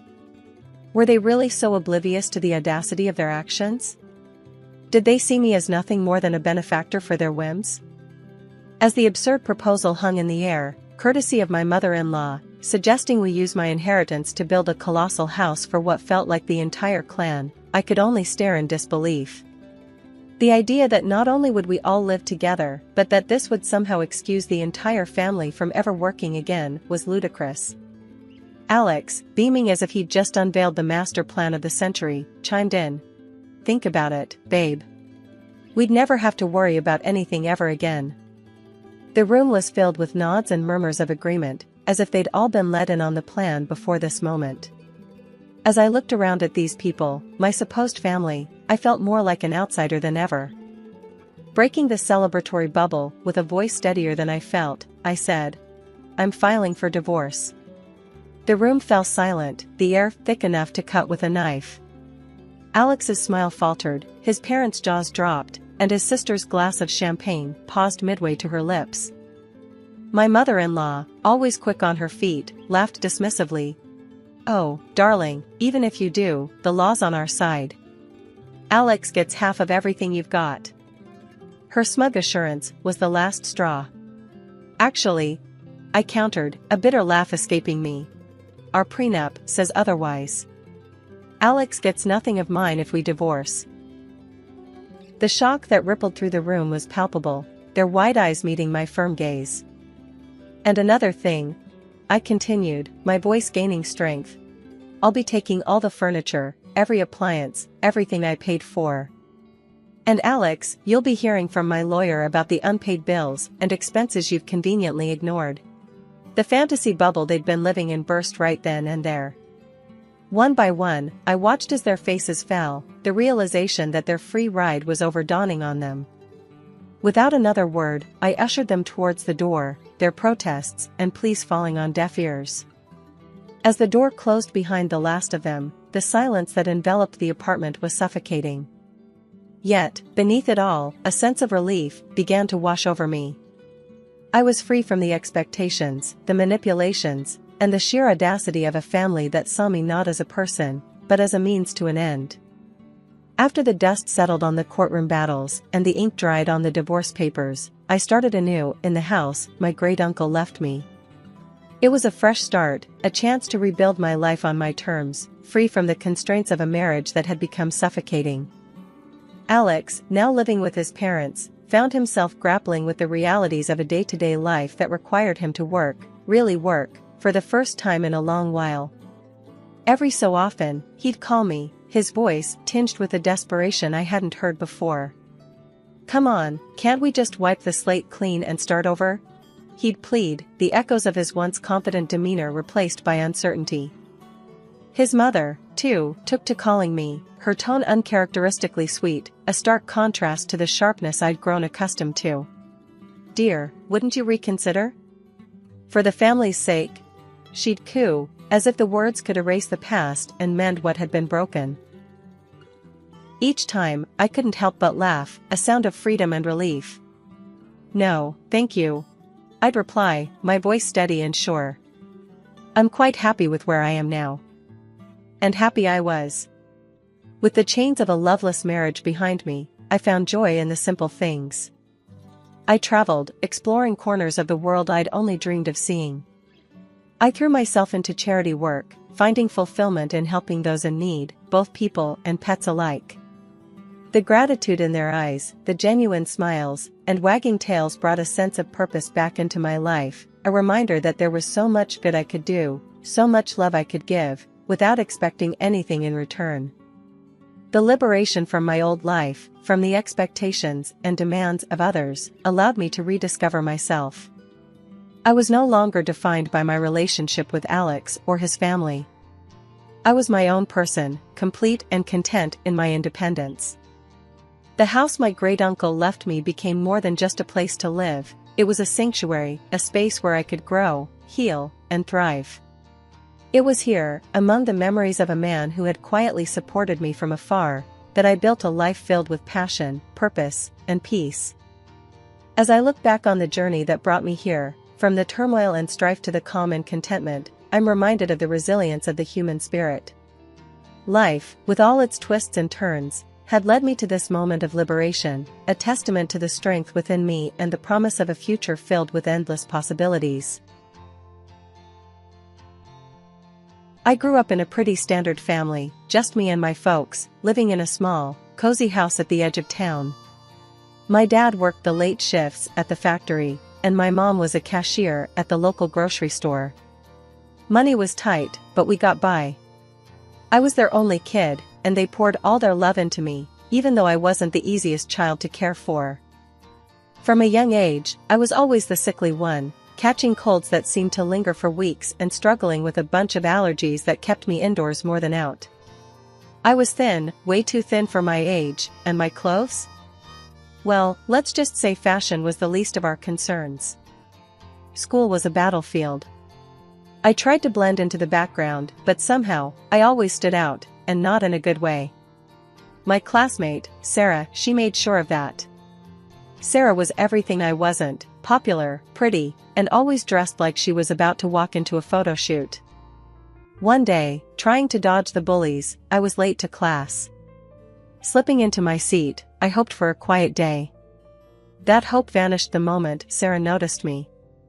"Look who decided to show up," Sarah sneered, loud enough for the whole class to hear. "Thought you were too sick to come to school, or did you finally find something to wear that didn't come from a charity bin?" Her friends laughed, echoing her cruelty. I wanted to disappear, but there was nowhere to hide. I kept my eyes down, whispering, "Just leave me alone, Sarah." "What was that?" she mocked, stepping closer. "Can't hear you. Speak up." Before I could muster a response, Mr. Jenkins, our math teacher, entered the room, cutting off whatever Sarah had planned next. The rest of the day, I kept to myself, speaking only when spoken to, and even then, my words were barely above a whisper. At home, things were different. It was my safe haven. My parents, seeing my downcast eyes at dinner, exchanged worried glances. "Nellie, honey, you barely touched your food. Something happened at school today?" my mom asked, her voice full of concern. I shrugged, pushing my food around my plate. "It's nothing. Just tired, I guess." My dad, quiet until now, put down his fork. "You know, Nellie, you can talk to us. Whatever it is, we're here for you." I nodded, knowing they meant every word. But explaining the day's humiliation felt impossible. "Thanks, Dad. I'm just really tired.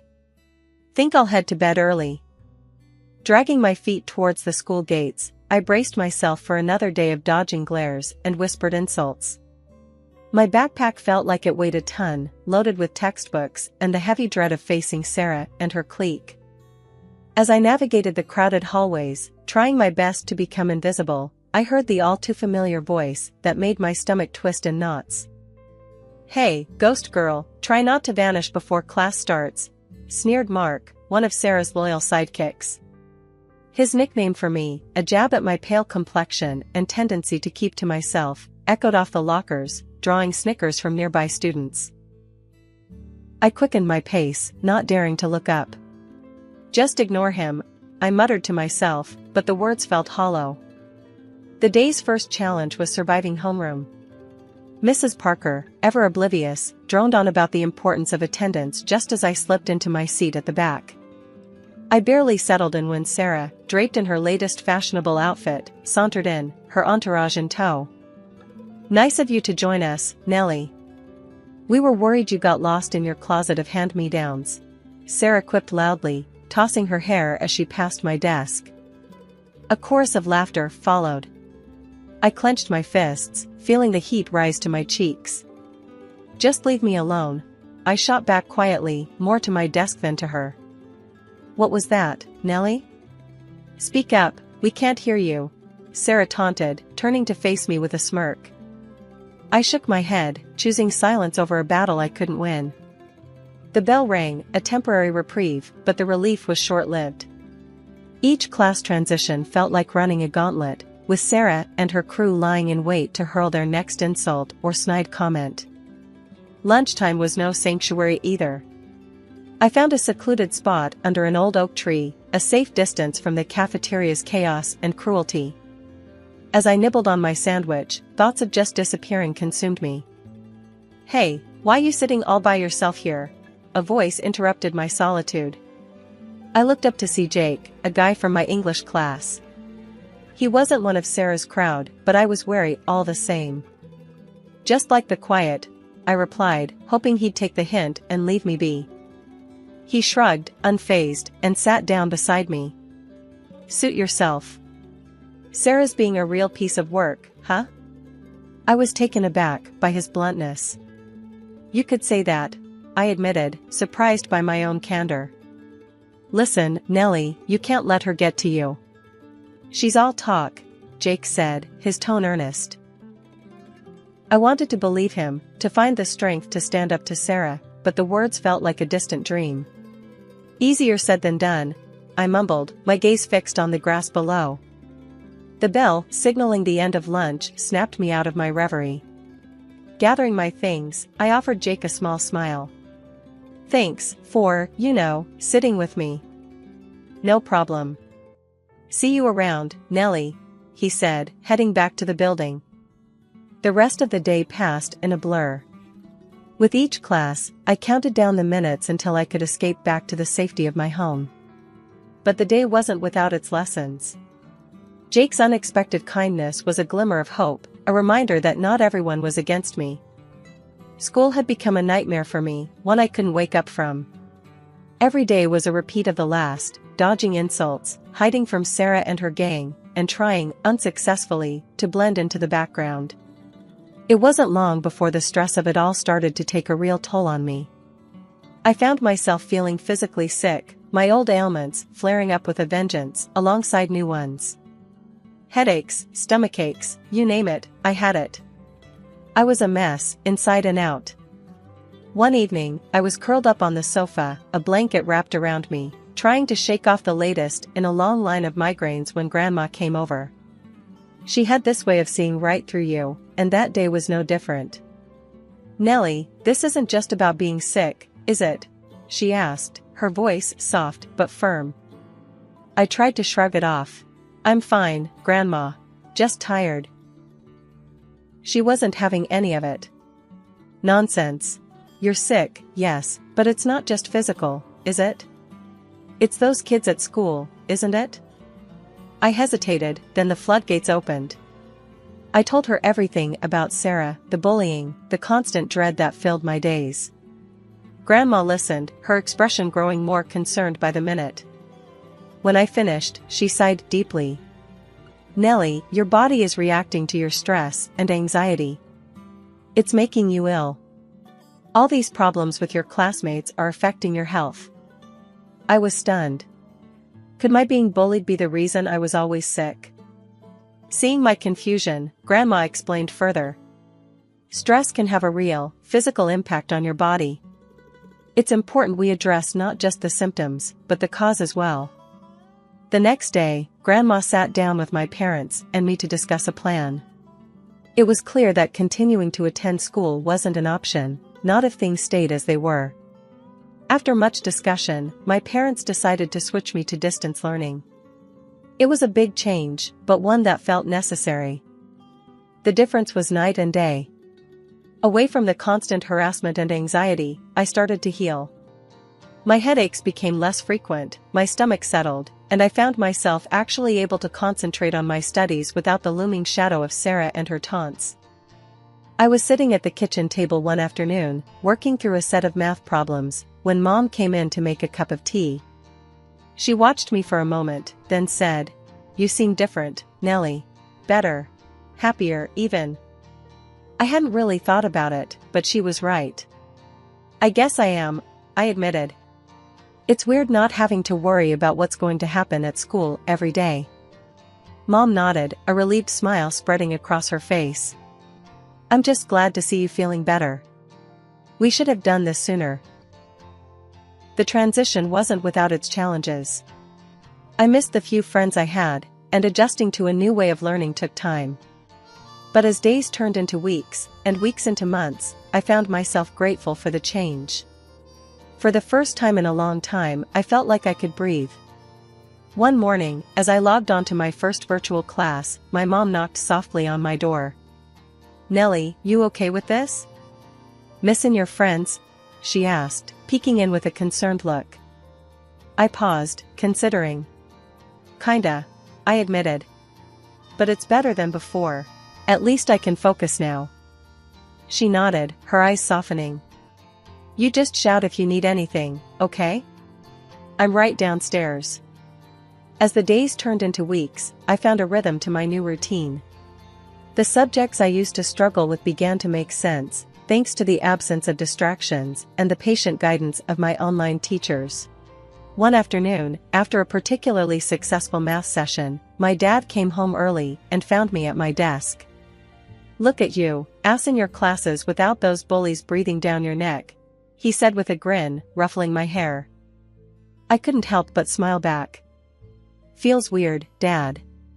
Good weird, though. Like, I can actually do this. That's 'cause you can, Nellie. Always could, he replied, pride evident in his voice. Yet, it wasn't all smooth sailing. The lack of social interaction began to weigh on me. I missed the face-to-face conversations, even the ones that weren't always kind. The silence of the house, once a sanctuary, started to feel more like a cage. I started to look for ways to fill the social void. I joined online study groups and even started a virtual book club with a few classmates I'd reconnected with. It wasn't the same as hanging out in person, but it helped. One evening, as I closed my laptop after a long study session, my grandma called. "How's my favorite granddaughter?" she asked, her voice warm and comforting. "I'm your only granddaughter, Grandma," I teased, smiling at our ongoing joke. Details, she chuckled. "How's the distance learning going?" "It's good, actually. I mean, I miss seeing people, but I'm doing better in school now," I shared, feeling a sense of achievement. "That's my girl. You're stronger than you know, Nellie. Don't forget that," she said, her words lifting my spirits. Prom night was something I had dreaded for months. The very idea of attending filled me with anxiety. My parents, however, thought it would be good for me, a chance to close this chapter on a high note, as they put it. Despite my protests, I found myself nodding along to their encouragement. "It's a once-in-a-lifetime thing, Nellie. You might regret not going," Mom said, her eyes hopeful. I couldn't bring myself to argue further, even though every fiber of my being screamed against it. So, there I was, in a simple dress that my mom and I had picked out, standing awkwardly at the back of the gym, trying my best to blend in with the walls. The gym was transformed, barely recognizable, with all the decorations and lights.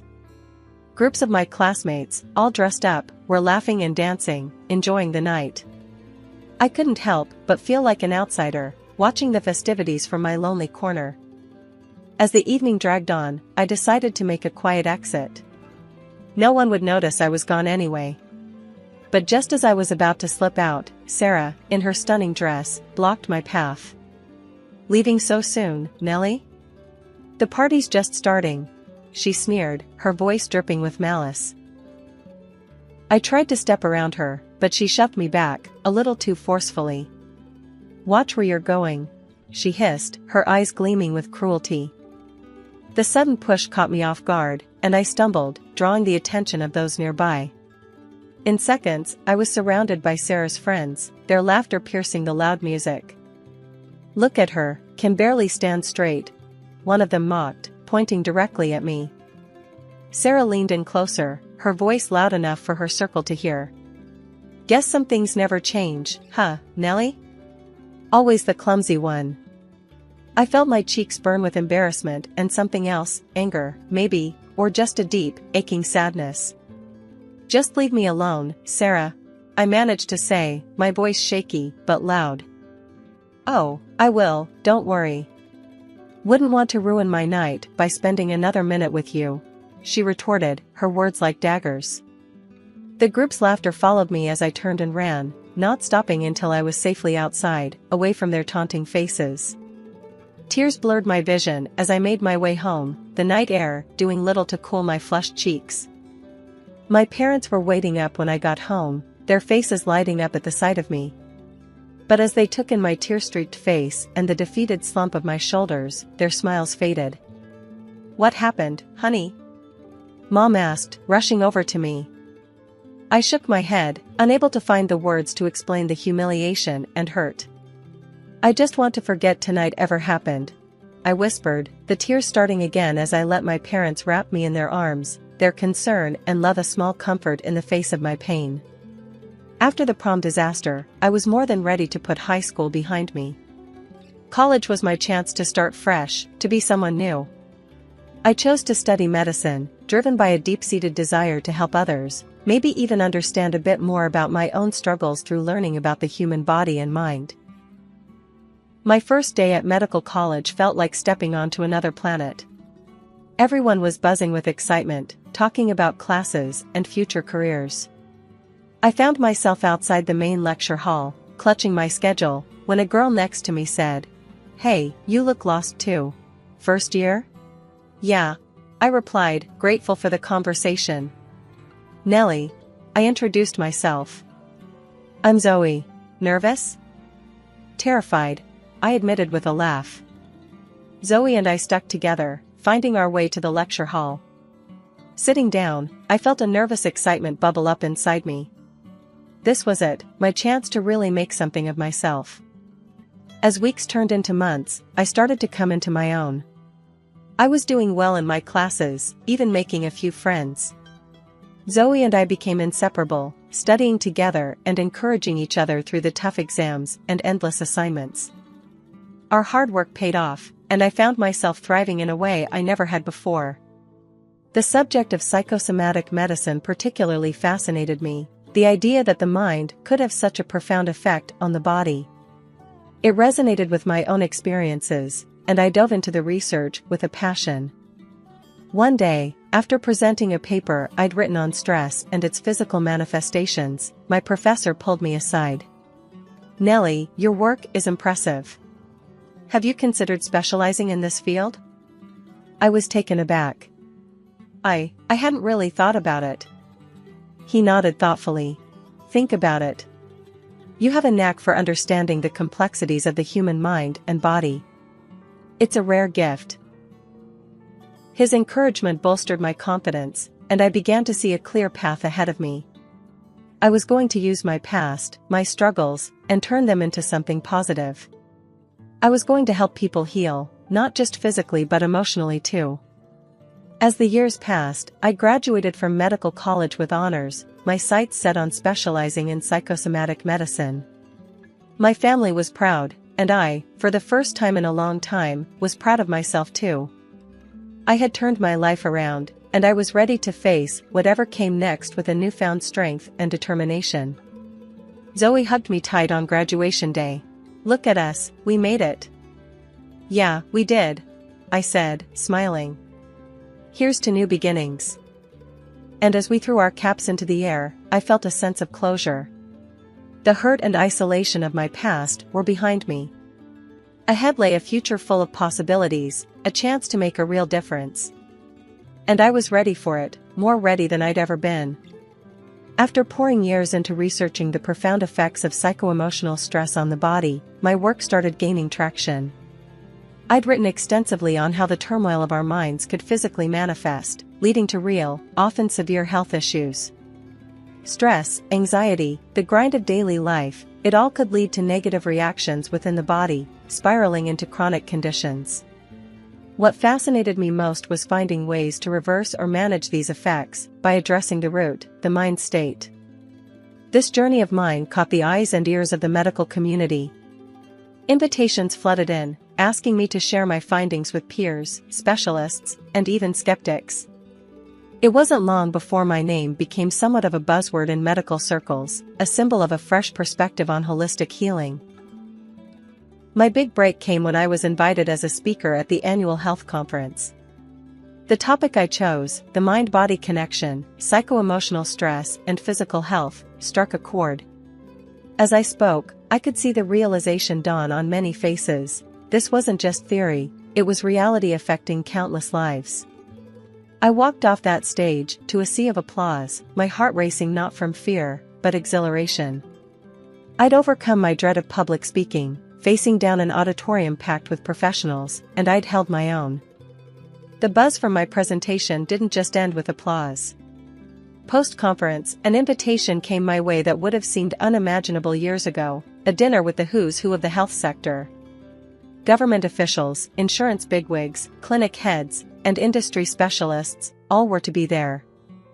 As the day of the dinner approached, a mix of excitement and nerves took over. This was more than just a meal, it was a networking goldmine, a chance to discuss potential collaborations, to take my work to the next level. I stood in front of my mirror, makeup in hand, determined to look my best. I wasn't just representing my research, I was representing myself, my journey. I chose my dress carefully, the one that always made me feel confident and at ease. As I applied my makeup, I allowed myself a moment to reflect on the significance of this evening. It wasn't about looking no worse than the other women there, it was about feeling my best, about walking into that restaurant with my head held high, knowing I belonged. At this elegant dinner, surrounded by the health sector's elite, I felt like I was finally where I belonged. Compliments flowed my way, each one boosting my confidence more than the last. As the evening wound down, I decided it was time to head home, still riding the high of the night's successes. But as I made my way through the hallway, a familiar voice stopped me in my tracks. It was her, Sarah, my high school nightmare. "Wow, look at you. Finally figured out how to dress, huh?" Sarah's voice, laced with that same condescending tone, filled the space between us. I turned to face her, finding her just as beautiful and just as arrogant as she'd been back in school. The years had changed us both, but it seemed her spirit remained untouched by time. "Long time no see, Sarah," I said calmly. Sarah laughed, a sound that once would have sent me spiraling into anxiety. "Seriously, though, how much did you have to borrow to afford a night here? This place isn't cheap." I met her gaze, steady and calm. The fear and insecurity she once inspired in me had long since faded, replaced by a strength forged in overcoming and succeeding, despite people like her. Before I could respond, the organizer of the dinner, Mr. Thompson, approached, his concern evident. "Is everything all right here?" he asked, looking from me to Sarah. I nodded, offering him a smile. "Yes, thank you. Just catching up with an old classmate." Sarah, fueled by alcohol and unchecked pride, continued her tirade, oblivious to the discomfort she was causing. She even went as far as to bring her husband into the mix, beckoning him over with the promise of joining in on her mockery. However, the moment her husband, who I recognized as the director of a company interested in my research, realized the situation, his demeanor changed drastically. "I'm so sorry," he began, his apology directed at me with a sincerity that took me by surprise. "My wife's behavior is unacceptable." He then turned to Sarah, his frustration boiling over. "Do you realize what you've done? You're jeopardizing important opportunities with your behavior. I've been looking forward to collaborating with Dr. Nellie Stewart here, and you're here making a scene." The sight of him leading Sarah away, her protests echoing down the hallway, was surreal. Moments later, he returned alone, his expression apologetic. "I can't tell you how sorry I am for my wife's behavior," he said, his voice earnest. "I hope this doesn't affect our potential collaboration. Your work is invaluable." After the dinner, as I was leaving, I saw her, my former tormentor from school, sitting outside on the steps, her makeup smudged from tears. She looked up as I approached, her eyes red and puffy. "Hey, can you talk to him for me? You seem to have his ear," she hiccuped, her voice a mix of desperation and vodka. I paused, looking down at her. This was the girl who made my life a living hell back in the day, now asking for my help. The irony wasn't lost on me. "I'm not getting involved," I said firmly. "This is between you and him." "But you're like, doing so well." "He listens to you," she persisted, stumbling over her words. "That doesn't make it my business," I replied, my tone leaving no room for further discussion. I left her there, on the steps, a mess of her own making. Walking home, I couldn't help but feel a surge of satisfaction. I had come full circle, from the girl who was bullied, to someone who stood her ground, unafraid. The news of her divorce came through the grapevine. I'd be lying if I said it didn't give me a sense of vindication. As for me, life was looking up. I had found someone, a man who appreciated me for who I was, someone kind and interesting. We were talking about a future together, something I never thought I'd have. Continuing my work, I felt more motivated than ever. My experiences, both past and present, fueled my passion and my resolve to make a difference. It was a strange journey, but it led me here, to a place of happiness and contentment.